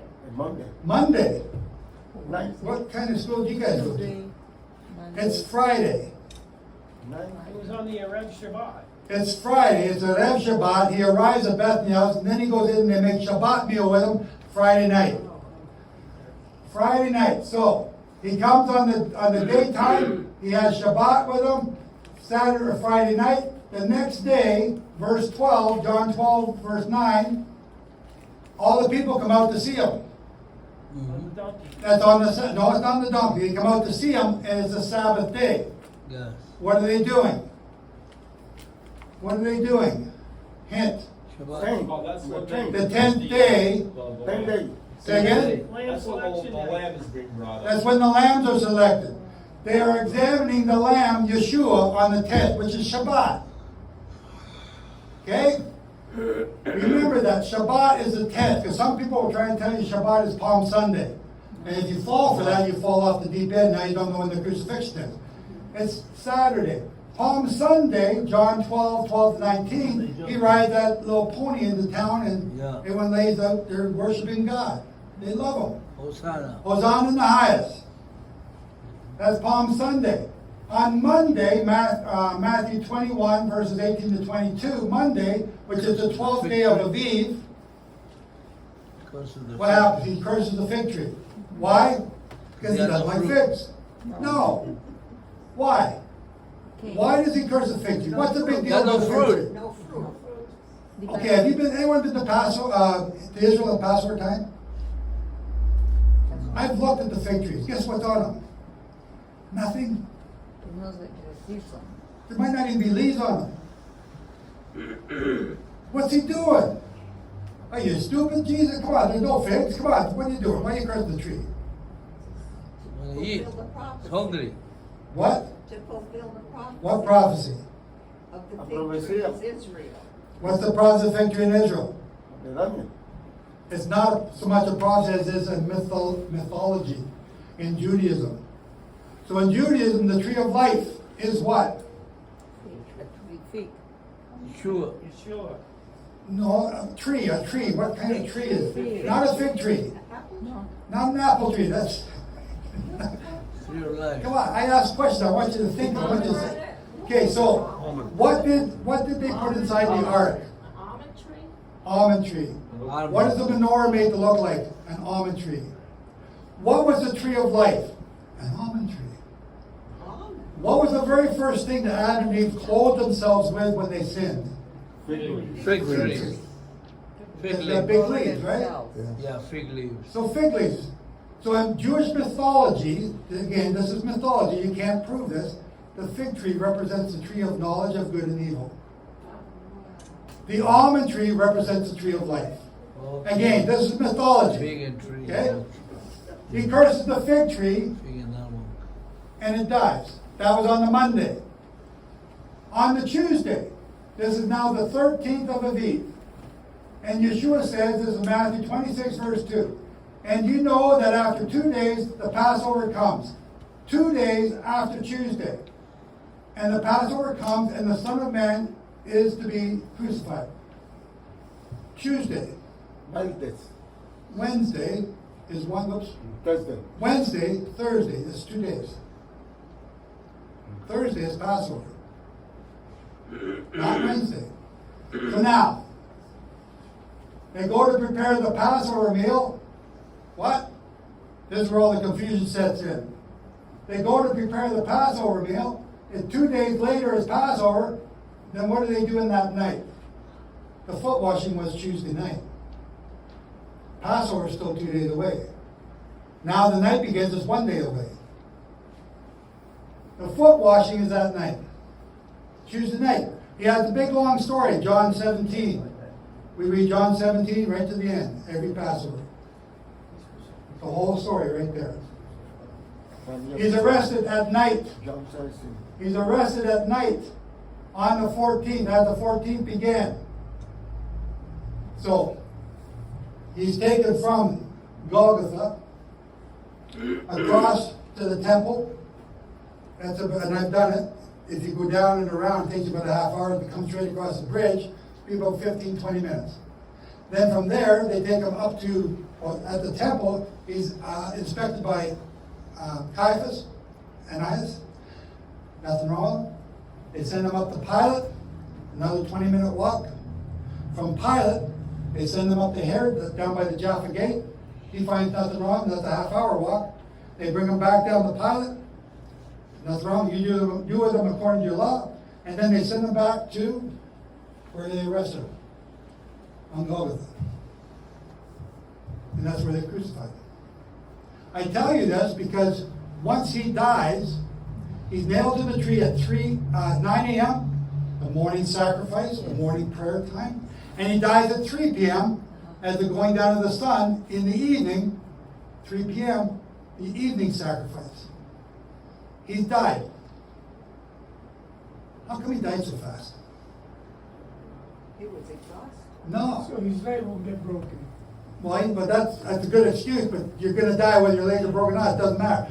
But that's not it. Excuse me, but the reason I say that is because the Bible says his body did not see corruption. That's right. And he was the only one that was not.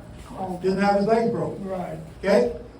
But that's not why he died so fast. He didn't die quickly so not to get his legs broken. He had to die at the same time that the Passover went. Say again? He died at the same time? Yes. Yeah. 3 p.m. he died. He's put on it. So a crucifixion is the last weeks. It lasts weeks. It's horrendous. You don't die the same day. You're up there for a week. Go and read the crucifixions of many of the other people along the road to Rome. They're up there for 2 weeks. Oh, I have an idea. The high Sabbath was coming, and he had a death so they could take him off the cross. You're getting ahead of me. Wait. I'll come back to you in a minute. We're not dead yet. Okay, we're still dying. He gave up his spirit. He wasn't. Yes, but no. He was accused of blasphemy. He was found guilty of blasphemy. He was crucified for blasphemy. When you are crucified for blasphemy, what is the punishment? Death. How? The cross. By stoning. Every time they accuse him of blasphemy, they tried to stone him. When you're hung on a tree, you become accursed. Anything hung on a tree that is accursed becomes what? It's accursed. Can you touch it? No. Everything that touches it is also to be stoned. When Achan was accursed for taking the things from Jericho, what happened to Achan? Achan was stoned, his wife was stoned, his children were stoned, all his animals were also stoned. And what's more, everything was burnt so that nobody touched it. You do not touch the accursed things. Yeshua is the accursed because he's hung on a tree. He's accursed because he was stoned. You can see all his bones. That's not from whipping, that's from stoning. The stones up on top of Mount Golgotha are sharpest flint in the book the size of my fist. And they hurt. If you fall on them, let alone get thrown at them. He bled to death. His blood went down, landed on the ark, like Ron said. I believe that. But he died within 6 hours. That's unheard of. So when Joseph is a high-ranking Roman officer, not Roman officer, I can't think of the word, because he sells tin to the Roman army. He gets it from England. Joseph knows that he's the uncle of Mary, which means he's the great uncle of Yeshua. He knows the body's about to be burned. As soon as these other two guys die, they will be burned. He goes across the bridge to the temple. And then he goes up to Pilate, because he can walk right in Pilate because he's a high-ranking official. How long did that take? He died at 3 p.m. That just took me a little bit less than an hour. Okay? He talks to Pilate. Pilate says he's dead already. How can he be dead already? Come here, go with him. Make sure that he's dead. And they both go back. And they get back over here to where he's hanging on the cross. That's now close to 5 o'clock. Sunset is at 6 p.m. You see, I'm showing you the logistics here. Now, what did you say about the holy day? They had to take him down the cross so they could bury him because high Sabbath was coming on. And they can't work on high Sabbath. Well, it's not they can't work, it's that no one is to be left hanging on the tree on overnight. Right. That's the law. So they got to get him down. So they get him down after 3, after 5, sunset at 6. Have you ever carried a dead body? Not light. It's not light. It's not light. So from the crucifixion spot to the tomb, I don't know, let's go from the road to the road in the back here. It may not be that far, but that's how far approximately it is. Joseph, Nicodemus, Mary, Martha. Who else was up there? Was John up there? I think John was up there. Okay, so you got 3 men and 2 women. 2 women grab a leg, the other 3 men grab the other 4 corners, or the other 3 corners, and they take them that far, put them in the tomb. They get him in the tomb, roll the rock over, and the tomb is still there. It's not the garden tomb. Come with me, let me show you. They get him there. Did they know that he was going to die? No. Did Judas think he was going to die? No. He wanted him punished. He didn't want him killed.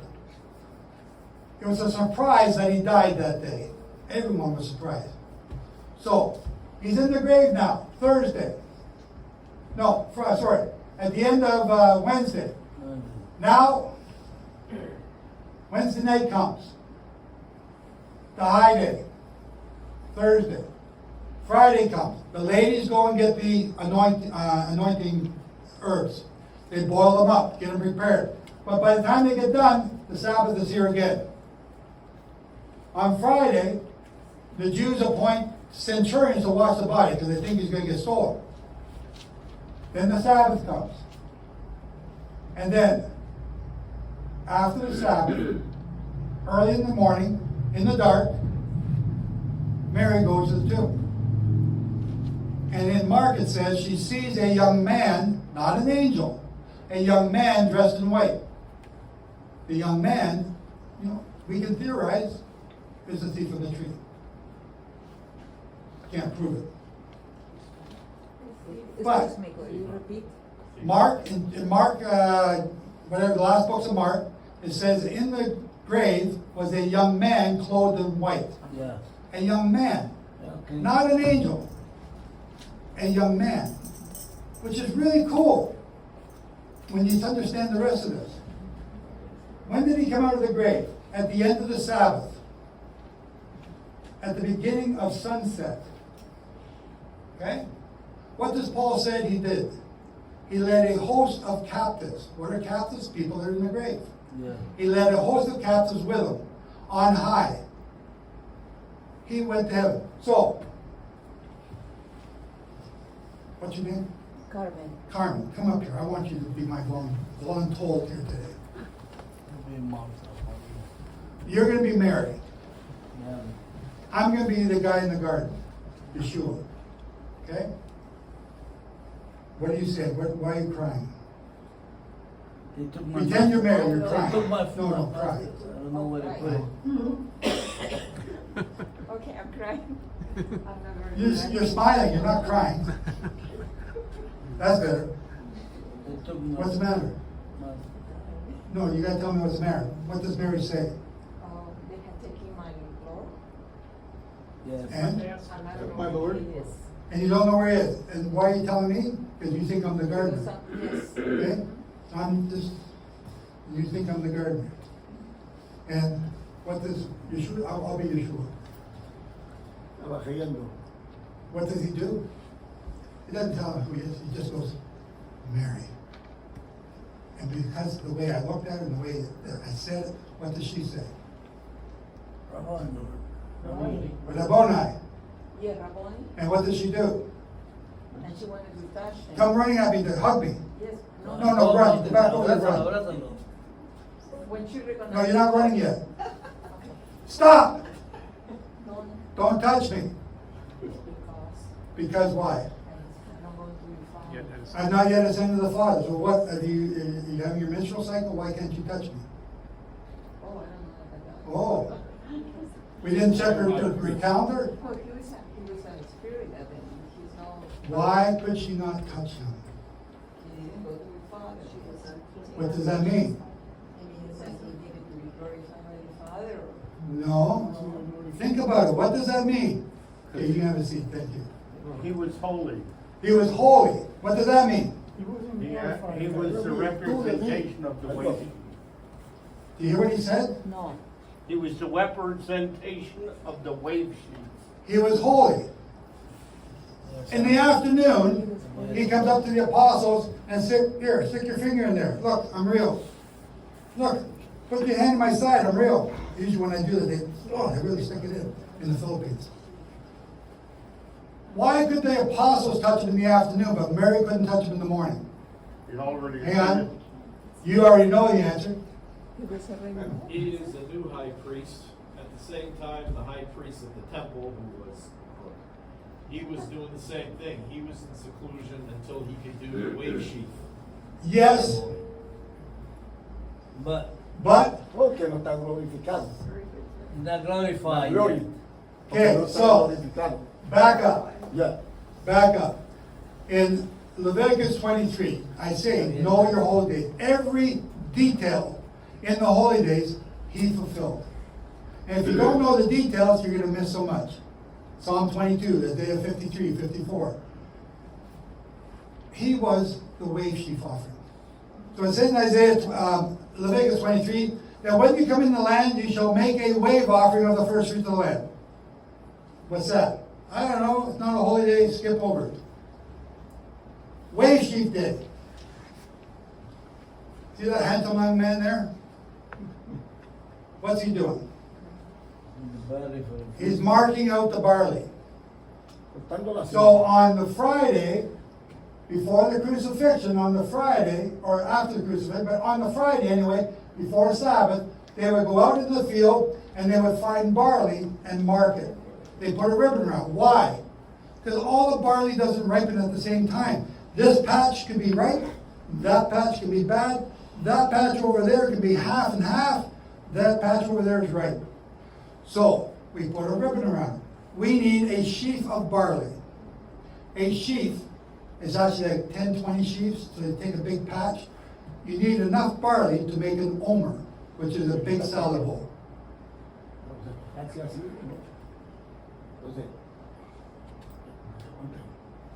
I don't know what you're saying. No, it's not got nothing to do with my gut. I've just been enjoying myself here. Okay, so they mark the barley. They mark the barley. Okay? Now, that's Friday night. Or Friday afternoon. After the Sabbath, they come up to the barley. You are now about to perform the sermon. So everybody stand up. Stand up, and I want to hear you across the street, okay? So, I'm going to use this, because I can swing it a little bit better than I can this.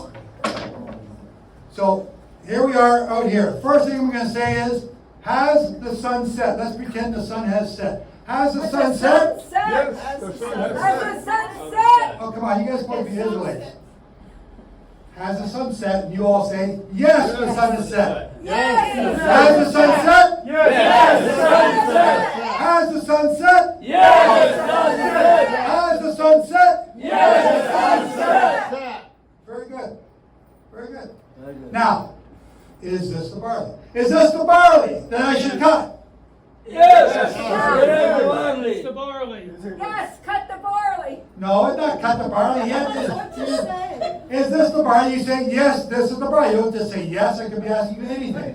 Is this the barley of the cut? Yes, it's the barley. Okay, this is supposed to be a really fun, exciting ceremony. Not a morgue, not a funeral procession. Is this the barley I should cut? Yes, yes.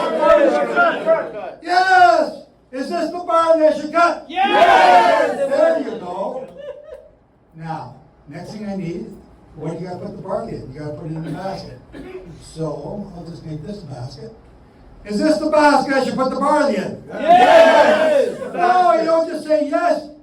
Yes, this is the basket.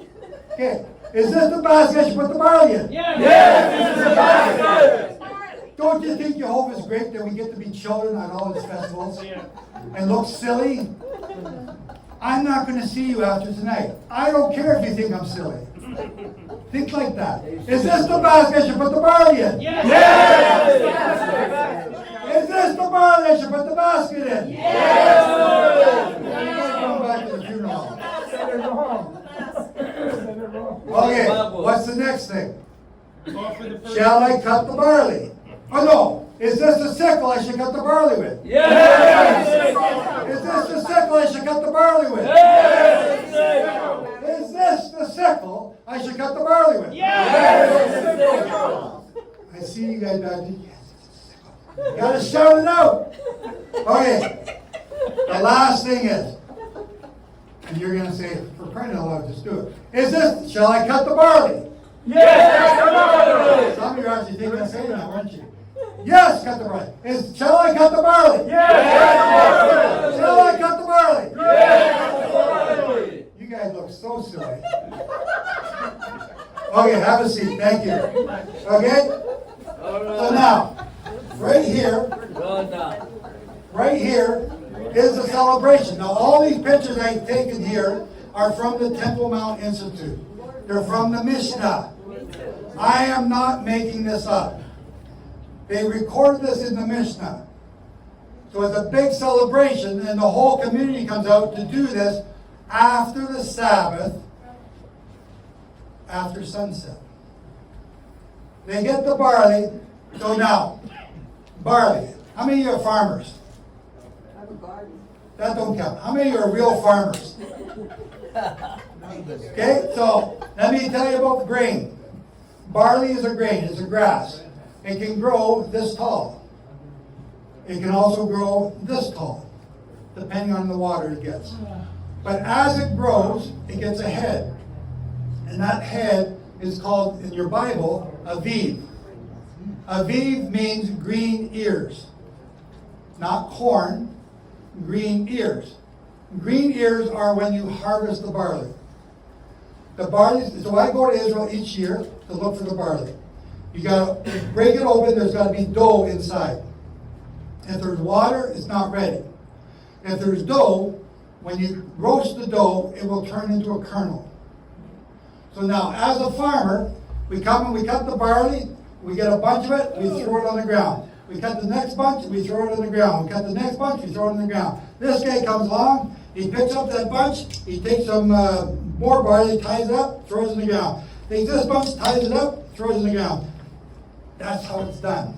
Then this guy comes along, he's got a pitchfork, he takes the barley, throws it up in the wagon, and it lands in there. Next one over into the wagon, next one over in the wagon, and the guy up in the wagon, he's stepping on it, catching it, making it, put it down, keep it straight. Then they take that up to the barn. And at the barn, he throws it out of the wagon onto the floor. What's going on? Threshing. What? Threshing. That's not threshing. When you sit down. What I'm doing is rough handling.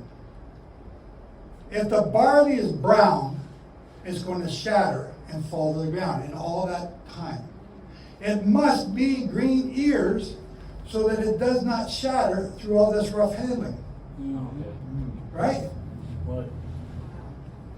So it's got a very narrow time slot as to when you can harvest it. If you wait too long, you lose it. You are not allowed to harvest any crops in Israel until you make the wave offering. The wave offering is done the morrow after the Sabbath during the days of unleavened bread. Can you open that for me? The morrow after the Sabbath during the days of unleavened bread. That's when the wave offering is made. Thank you. Tucker, we're going to baptize somebody again. Sorry? Tucker, we're going to baptize somebody again. So, you got a very narrow window, but the barley is ready here. It may not be close to being ready up north. Or it could be ready in Tel Aviv, but not ready in the Jordan. Or it could be ready in Jordan, no place else in all of Israel. That's why we go and we search all the places. Once you've got the barley ready, you bring it to the temple. So, again, you put it in a stook overnight, and in the stook, the barley says to itself, I'm dying because they cut me off of the legs, so it sucks all the juice out of the stem to the head to get as much dough as it can in the head. And in the head, there's all kinds of different, the heads go down like this, like a wheat sheet. And as they get ripe, this one falls off, this one falls off, this one falls off, until it gets down to the bottom. They fall off in stages. So they now bring that to the temple. And they bring it into the temple, and they take it and cut it up, and they bring it over to this guy, and they put it in the roaster. And it's caught on fire to burn up any water, any moisture. That's Leviticus 2, caramelized barley, which means that the barley has been dough, roasted until it gets hard, and then it's ready. Have you ever taken porridge and put it through a grinder for flour? What would happen? Mush.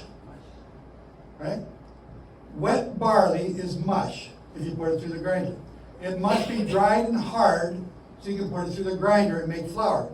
Because once it's hardened here or burnt all the water off, it's put through the grinder here. Then it's taken over to this guy, it's put through 13 sieves.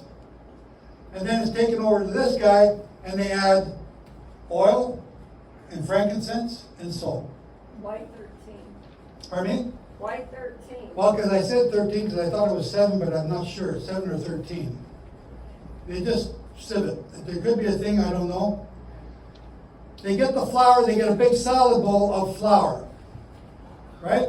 Again, all these pictures are from the Temple Institute. They take the flour to the altar, and they wave it in front of Jehovah. All 4 directions. And then they take a handful of flour and they throw it on the altar, and it's burnt. And the rest of the flour, they put in the southwest corner of the temple, or the altar. It is most holy. Why is it most holy? Not because it's barley, not because it's flour and Jehovah doesn't eat. It's most holy because of what it represents. So we got that, we got the basic altar. Only after that hits the ground over here can all the people go out and start to harvest their fields of barley. Not until then. Joshua could not eat anything from the land until he made the wave offering after he crossed the Jordan. Joshua 5:10. That's what's going on there. Now, I may have deceived you a little bit here because I started, you now agree that Wednesday is the crucifixion, Thursday the holy day, 3 days and 3 nights. So there's Thursday night or Wednesday night, Thursday night, Friday night, Thursday day, Friday day, Saturday day. That's 3 days and 3 nights. If he's killed on a Good Friday, then you don't got 3 days and 3 nights. Yeah, you all know that. So we changed it to Easter Monday now to adjust for that. No, you don't do that. Wave Sheaf Day is when he came out of the grave. Yeshua was the first of the first fruits. The first fruits represented by barley. The other saints that came out of the grave are, pick them, I don't know who they are. But he also said, no man has gone to heaven except the Son of Man who came down from him. Not Elijah, not Enoch, nobody. Now you got a problem. Because it says in Revelation that there are 24 elders in heaven. Those 24 elders are, the word elders in Greek is ancestors. Ancestors. That means people that were alive. So the great news is that he came out of the grave. Now there are people, human beings that used to live, had died, and are now in heaven. I get goosebumps just thinking about it. Real people. Who is it? Abram, Isaac, Jacob, sure. Moses, yeah. David? No, not David. Paul said David's dead and still with us to this day. Why did Paul know? Because he knew this. So pick up your saints. Elijah, Enoch, yes. 24 of them. I don't know who they are, but they're in heaven now. That's the wave offering. So now, if you didn't get this book, The Mystery of the Jewish Rapture, I'm about to tell you the plot line right now. I'll save you a bunch of reading, but you want the details, read the book. If the first wave offering is these saints that came out in 31 AD, what's the next wave offering? Where's the next wave offering in the Bible? Shavuot. The wheat. Who's the wheat? We are the wheat. You are the wheat. You represent the wheat. You're the next crop that's about to take place at the end of the tribulation. Right? It's at the end of the tribulation. The 144,000 and an innumerable multitude that nobody can number at the end of the tribulation. There's not a whole bunch of other resurrections taking place here. There's one. Wave Sheaf Day. When's Wave Sheaf Day in 2033? Shavuot. Elementary, my dear Watson. Yep. All you got to do is understand the holy days. No more guessing about when the rapture is. You all now know. Give that book to your friends. Please. Shane does not want to carry them around anymore. Take them. Okay? Now, what I tricked you about here, it's not a trick, it's very obvious. He's killed on a Wednesday. The only way you can have a Wednesday, being the 14th, is if the month of Aviv begins with a crescent moon, not a conjunction moon. The crescent moon, we've got a crescent moon come, what is it, Wednesday this week? Go out and look for the crescent moon Tuesday or Wednesday.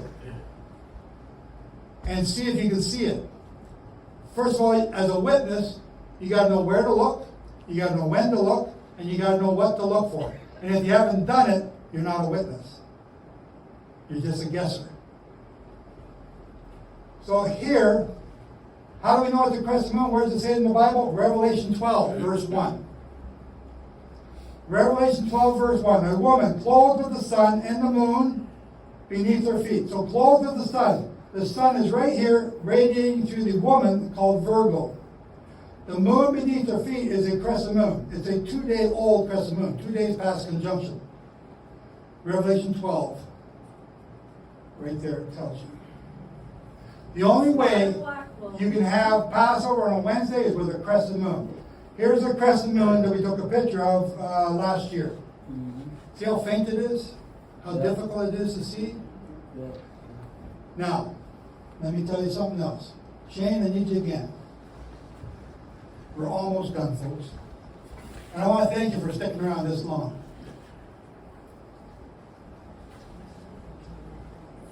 You guys just watch your stand for a second. Yep, just flip it over and just turn it around. Okay, you grab a hold of it. No, grab, no, right there. Stay there. Quédate ahí, quédate ahí. Aguántala ahí, apunta. Okay. Now when you got Lo it, está Shane. volteando, lo está volteando.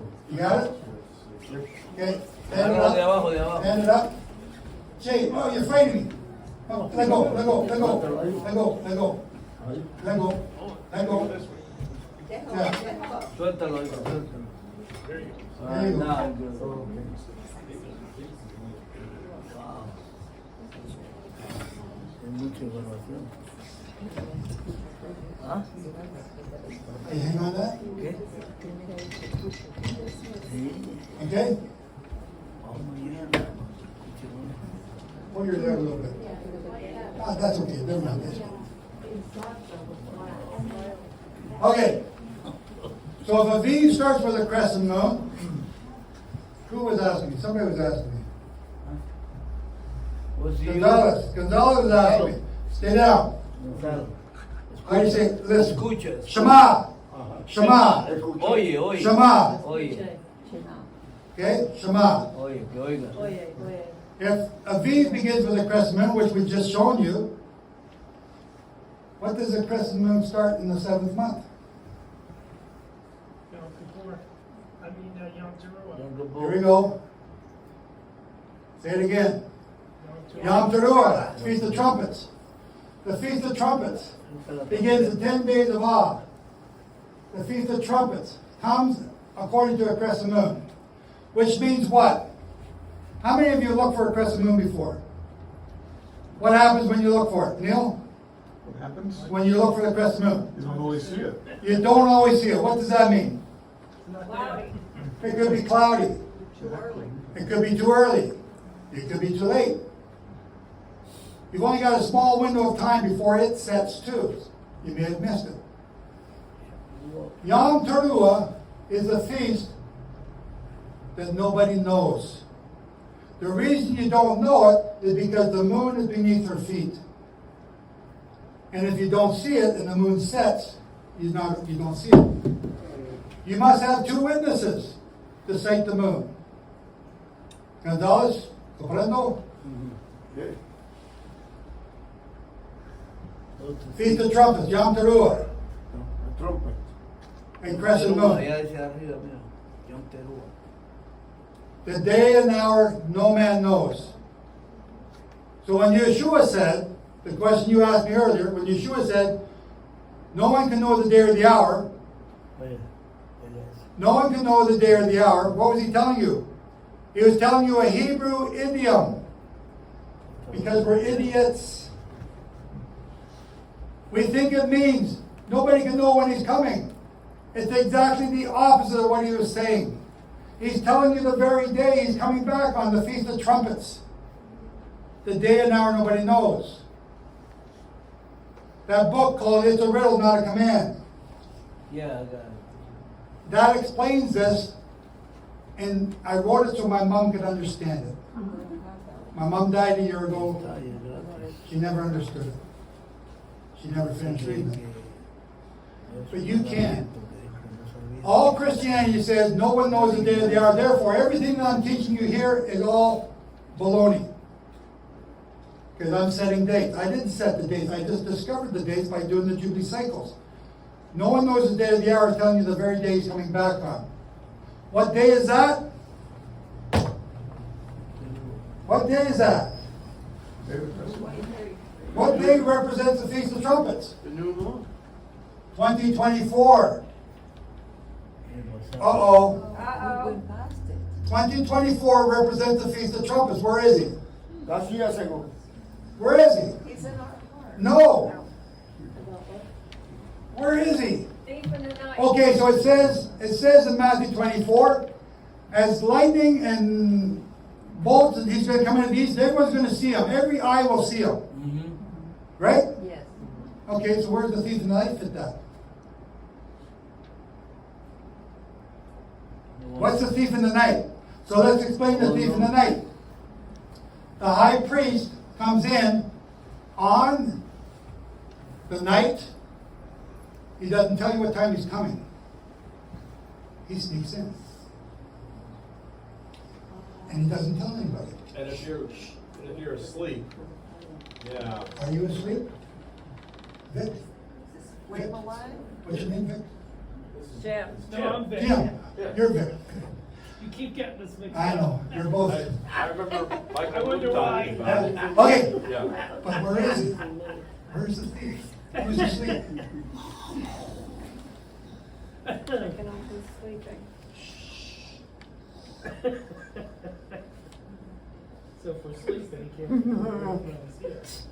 can't. He goes back. He finds the priest asleep. He goes back to the altar. And he gets the coals from the altar. And he gets them on his shovel. And he sneaks up again. He's still sleeping. And he puts the coals on his garments. And he stands back and watches. Yes. Not I'm on fire. And he gets the coals. Thessalonians 5:2. Gets the coals, puts them on your robes. Where am I getting these pictures from? The Temple Institute. And you run home naked. Where do we get that language from? Revelation. Revelations is talking about it. I come, from 16 verse 9, I come as a thief in the night. No, not, I got the wrong chapter verse there. I come as a thief in the night. It's all throughout the New Testament. Look them up. Search it. Do your own homework. Don't fall asleep. Don't let your shame. What's the shame? Being naked. Don't let your shame be exposed. Jim, did I get it right? I don't know if you are going to this point here, but there was I'm going to say forerunners to those things happened the night that Yeshua was betrayed. It happened in the middle of the night. And there was even one man was seized by his garment and he had to flee away naked. That was Mark. Yeah, there was a fight at the temple. I mean, at the garden door. Who's asleep? The disciples were asleep that night when Yeshua was praying. Who's asleep? Are you asleep? The church is. Are you asleep? The church is asleep. Because they don't know the holy days. Those who don't know the holy days are asleep. The 10 virgins are all asleep. That includes the wise ones. That includes you. Yeah. Do you guys know any of this stuff that I'm talking about today? Some of it. Bits and pieces. We need to get the churches to have this. You need to get, if you want to stay in the United States, you need to get all the states on it. Because what does he do? What did Peter say he's going to do? First by flood, then by fire. What do we got going on all across North America, Europe, around the world? Wildfires are increasing. What percent is it now? I don't know. The first curse, first trumpet curse is increase in fires. Right? There it is right there.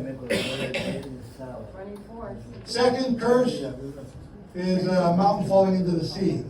What does that mean? What's a sea? People. What's a mountain? A nation. Who is that? I don't know. Is that the United States? Is that Israel? I don't know. We're watching. This is a theory. It's not me trying to prophesy. It's a theory. And I'm watching it. Is that called the rat? The what? The rat.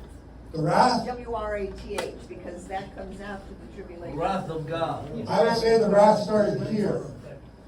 All these curses started here, and it increases until the climax there, when Satan's locked away.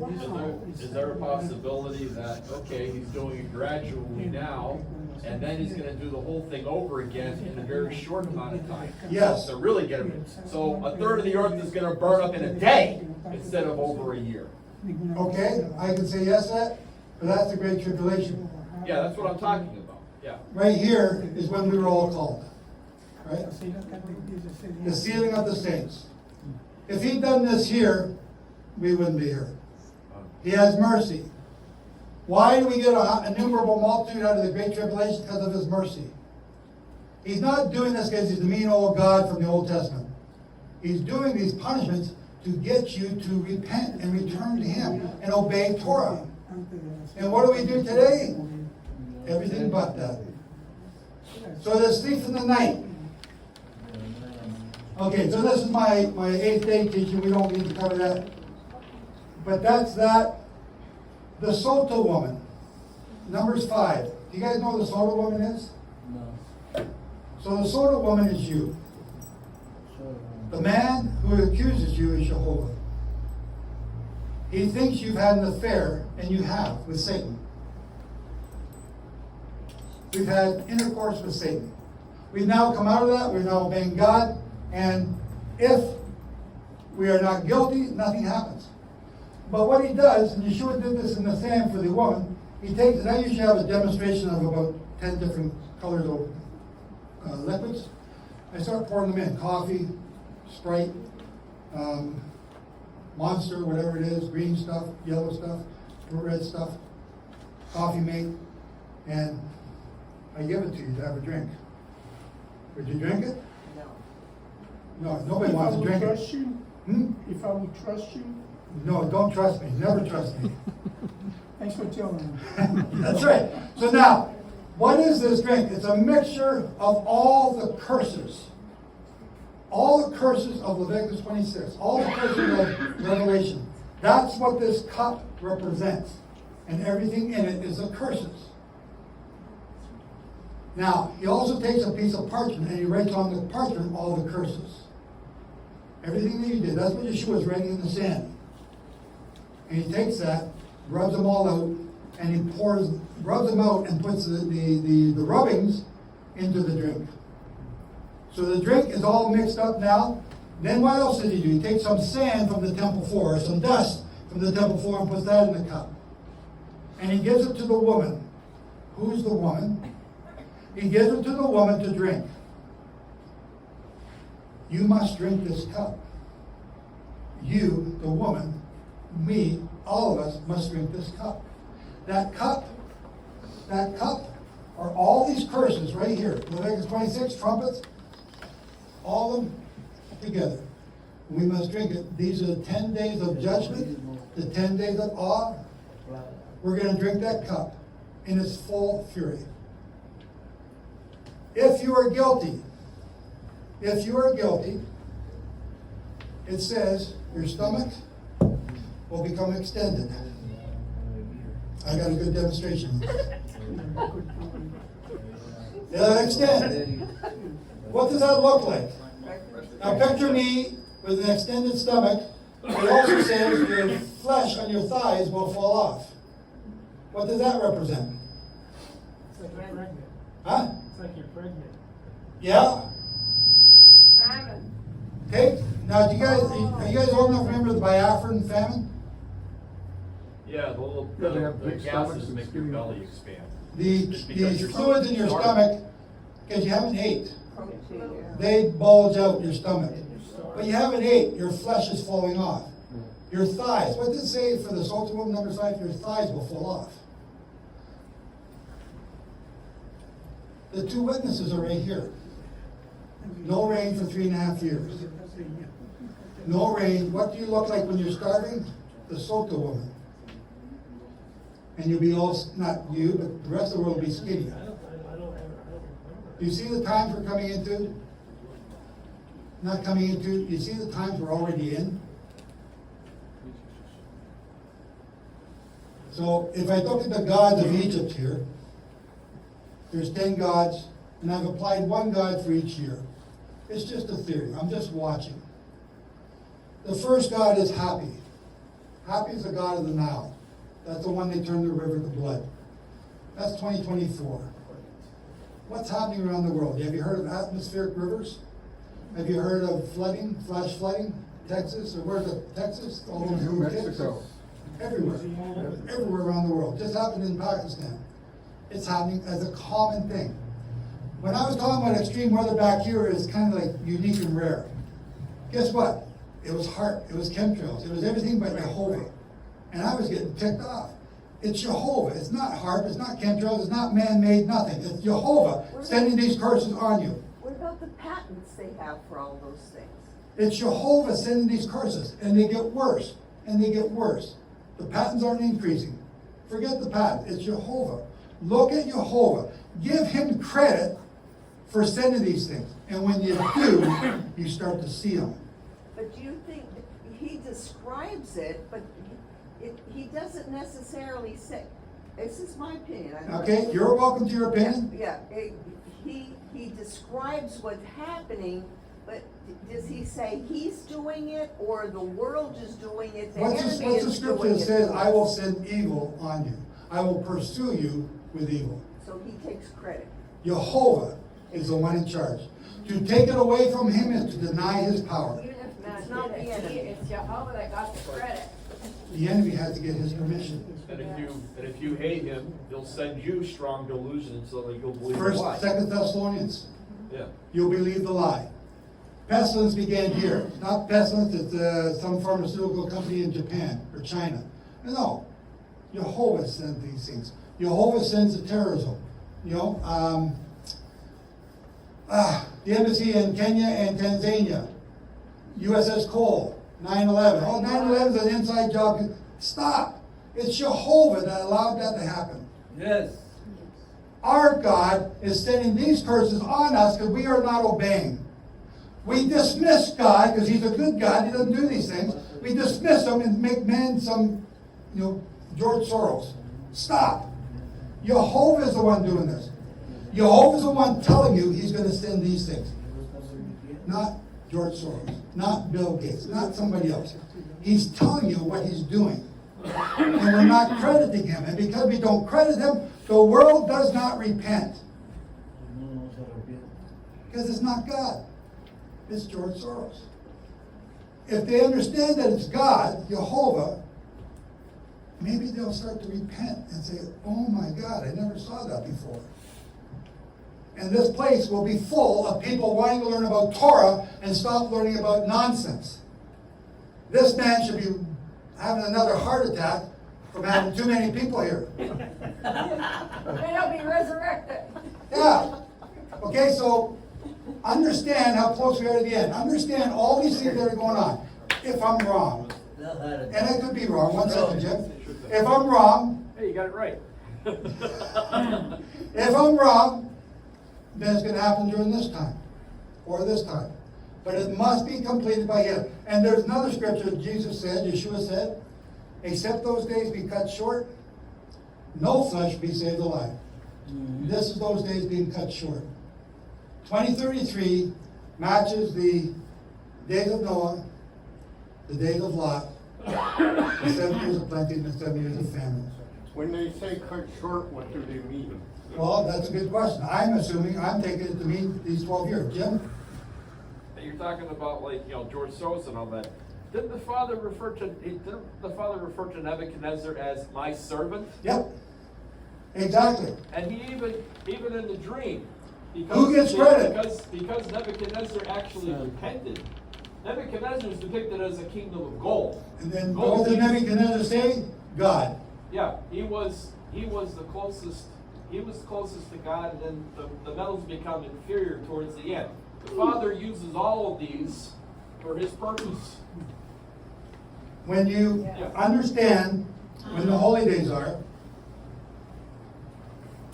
stuff happens.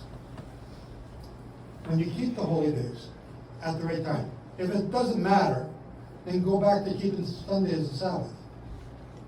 Oh, Jim just wrinkled up his face. Then it does matter. I So does it matter then whether you keep conjunction or sight at the beginning of the month? Yes, it does. It does matter. It does matter.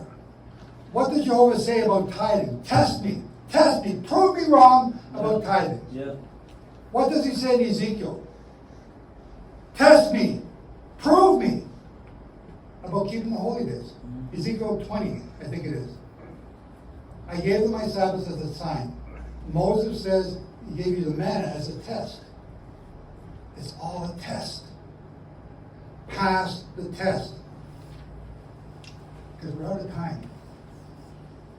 We're out of time. I don't do this for fun. I don't do this to make new friends. I usually make a lot of enemies. And if you read the things about me online, I got lots of them. And frankly, Scarlett, I really don't care. Because not one of those people, no matter how much they hate me, can prove any of this wrong.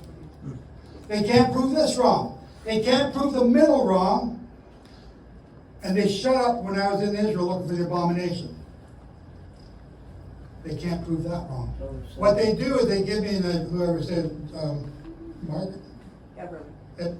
Was that set up in Beverly? Jerusalem, Joe? Beverly's gave me her opinion. And that's fine. Everybody's allowed to be wrong. Right? Even me. But you can't prove that wrong. Was that set up in Jerusalem? Yes.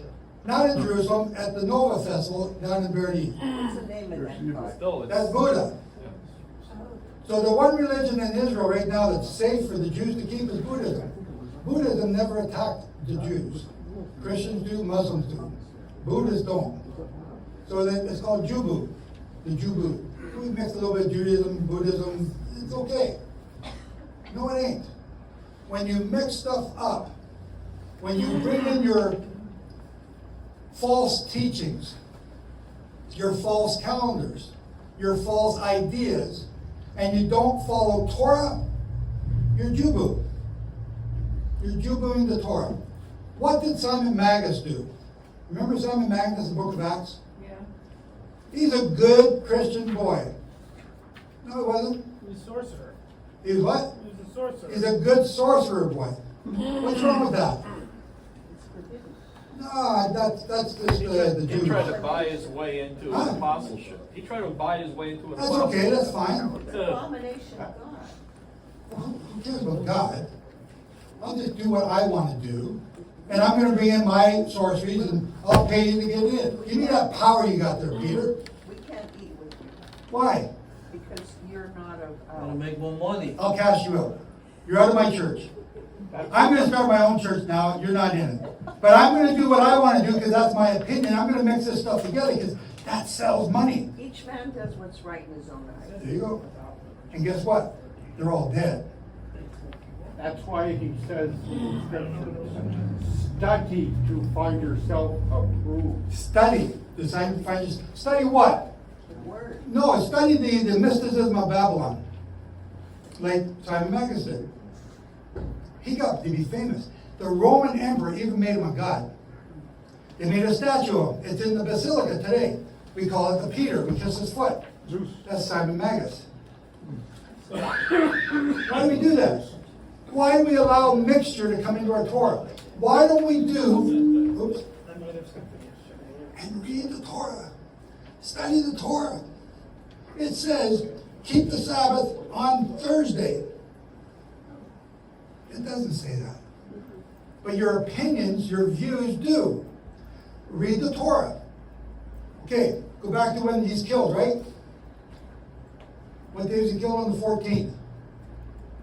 Okay? 15th is Thursday. 16th is Friday. 17th is Saturday. 18th is Sunday. Correct? Correct. Okay, so why do we have lunar Sabbatarians? They're the ones that change every month? Yes. Oh, God, yeah. Why do we have lunar Sabbatarians? Why? Because they can't count. It's either on the 14th or 15th every month. Except the Sabbath was the 17th that year. Oh. Okay? All these different calendars are easily proven false. All you got to do is a little bit of thinking. The Stones Cry Out shows you the formula to expose them all. Joe, are you the only one who's ever done this? Yep. Yes. The Jubilees, yes. Pretty sad, isn't it? Wow. And look how close we are to the end. Who else is doing this? Please tell me somebody else. Find somebody else. I beg you. I've been waiting for somebody to do this. Okay, go back to a question I asked you before. Yeshua said before he comes, he's going to send his two witnesses, Elijah, and he's going to restore all things. What has to be restored? What? Ellen G. White restored the Sabbath, 1863. Worldwide Church of God and the Sacred Name movement began the Sacred Name in the Holy Days. They came out of the Ellen G. White's church in 1933. That's where we get the Yahweh group, Sacred Name group. That's where the Worldwide Church of God started. That's the one I came out of. They're all following the Hillel calendar. So you were with Who restored the name? Who restored the name? Henry Gordon. When? 1996. Well, no, he's been in here with Keith I Johnson. thought it was about 2001. I'd say right in here. Okay? But yes. Who restored the calendar? The Hillel calendar has been here ever since. Ask yourself this question. Why did 6 million Jews die in World War II? Where's God? If keeping the Sabbath and the holy days is so good, why? I wouldn't want to join that faith. They get killed. 6 million Jews died in World War II. Pogroms from the 1880s up until World War II, driving Jews all across Europe. That don't sound like fun. Why is he doing it? Ask the question, get the answer, and learn from the answer. What do they keep right? What? They got too attached to where they were living. They were living everywhere but the land, and it was time for them to go back. I'll disagree with that. It's a good answer, but I'm going to disagree. Okay, all right. Because it doesn't fit my theology. Okay. Why? I forgot what I was saying. Why were 6 million Jews killed? Hitler wanted to kill him. They What? fight because they want to keep the day holy. They kept the Sabbath. I got a question. They kept the holy, hang on, they kept the holy days. But they might not have been doing them on the right. They didn't keep the sabbatical Jubilee years. They paid a dollar to take care of the land for a year, and they still cropped the land. But they kept the holy days at the wrong time. And if it doesn't matter, then everything I'm saying doesn't matter. So either you keep the holy days at the right time, or you're sinning. Either you keep the Sabbath at the right time, which is Sunday, right? No. No. If you know that, and you keep the Sabbath, and you're not in the land, then you should be keeping the holy days at the right time as well. They begin the month with a crescent moon.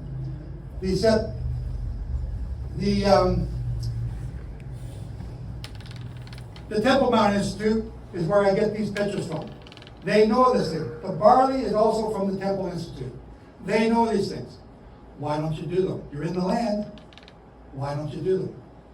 You ask them about it, they, yes, we used to do that many years ago, but we're not going to do it now. It's going to upset a lot of people. What are you going to ask me? The high Sabbath, is that still being kept By who? by anybody? I am. You keep the high Sabbath.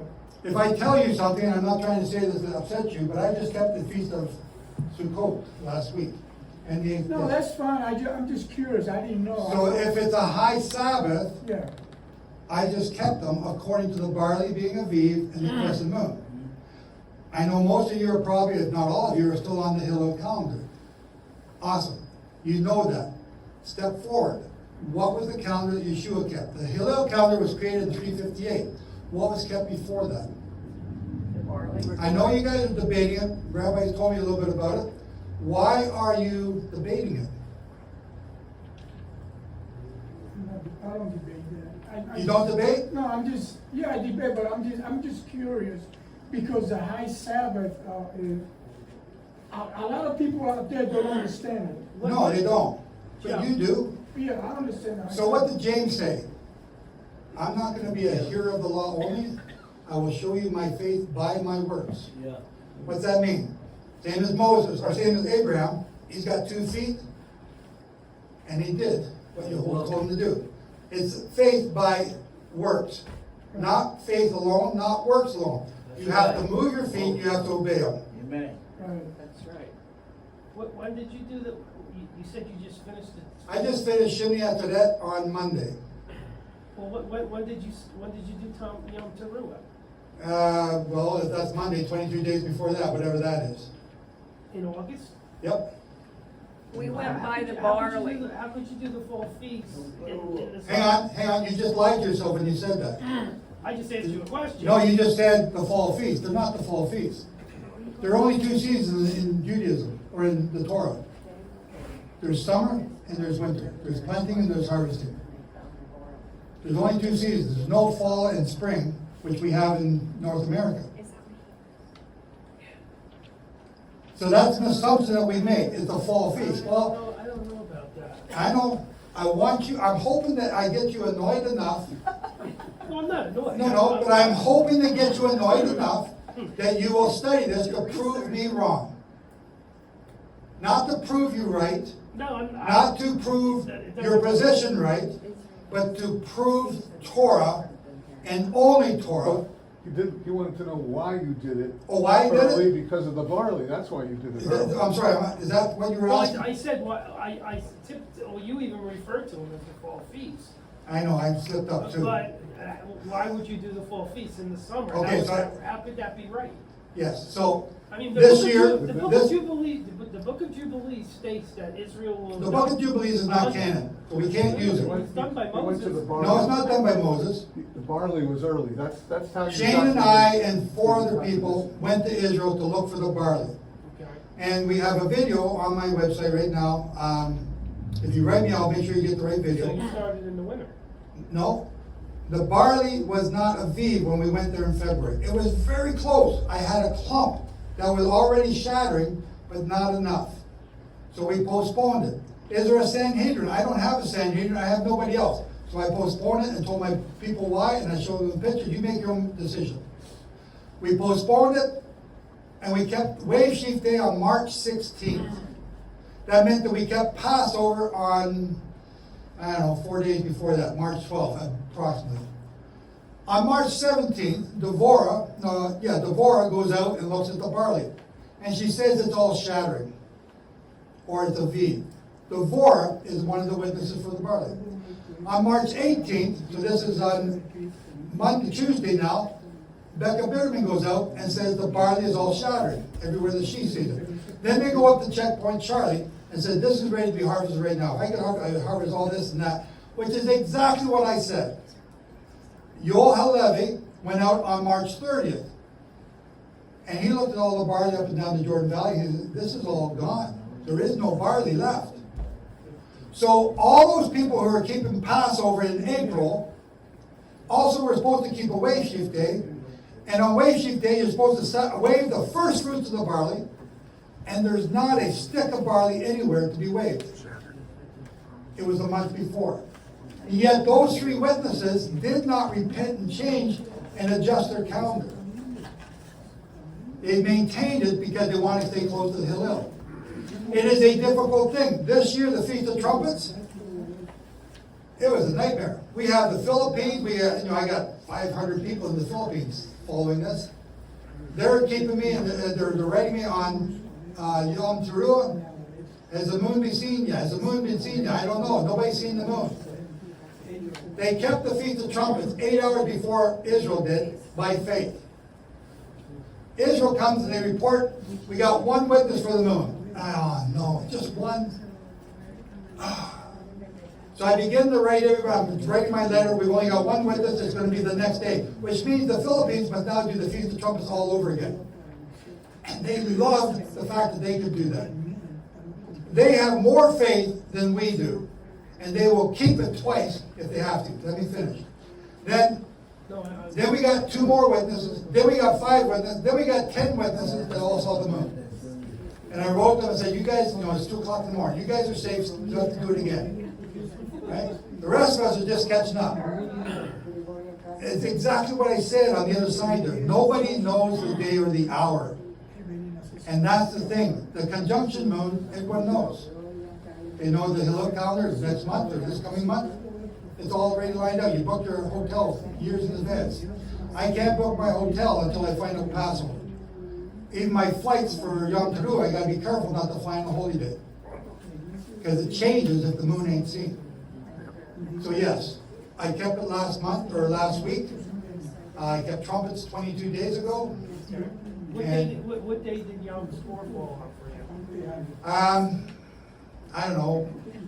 Just go back to the crescent moon and count forward 10 days, whatever that was. I think it was a Wednesday. I'm not sure. Was it September 3rd? Huh? Was it September 3rd? Or somewhere around there? Maybe. I'm not sure. I don't remember. Shane, do you remember? Yeah, September 3rd. Okay. Bonnie?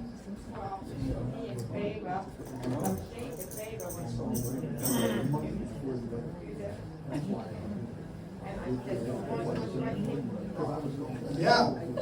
How do you book off work? Nobody knows, right? It's so hard. It's a challenge. You got to do it by faith.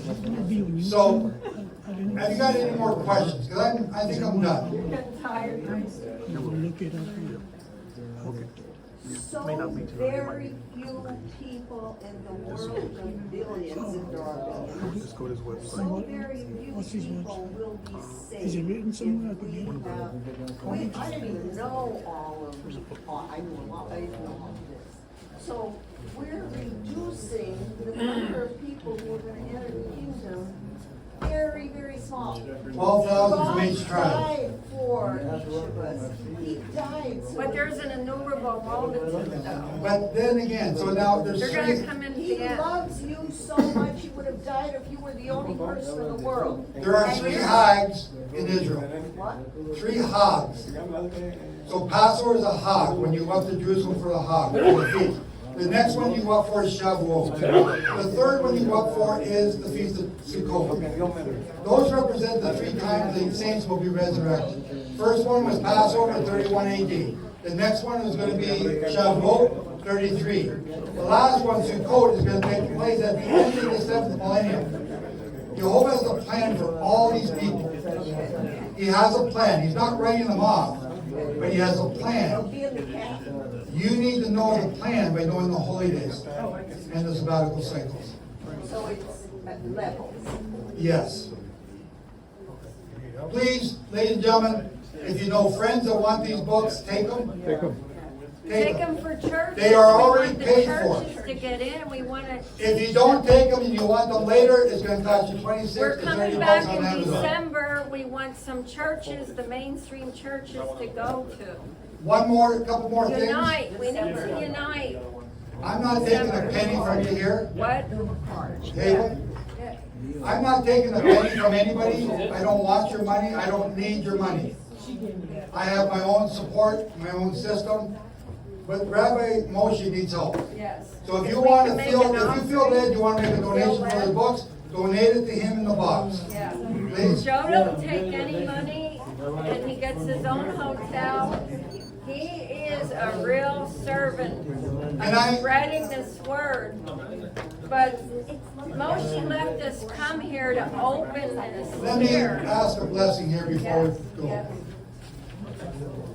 Our Father Jehovah, our King, our great King and our Creator.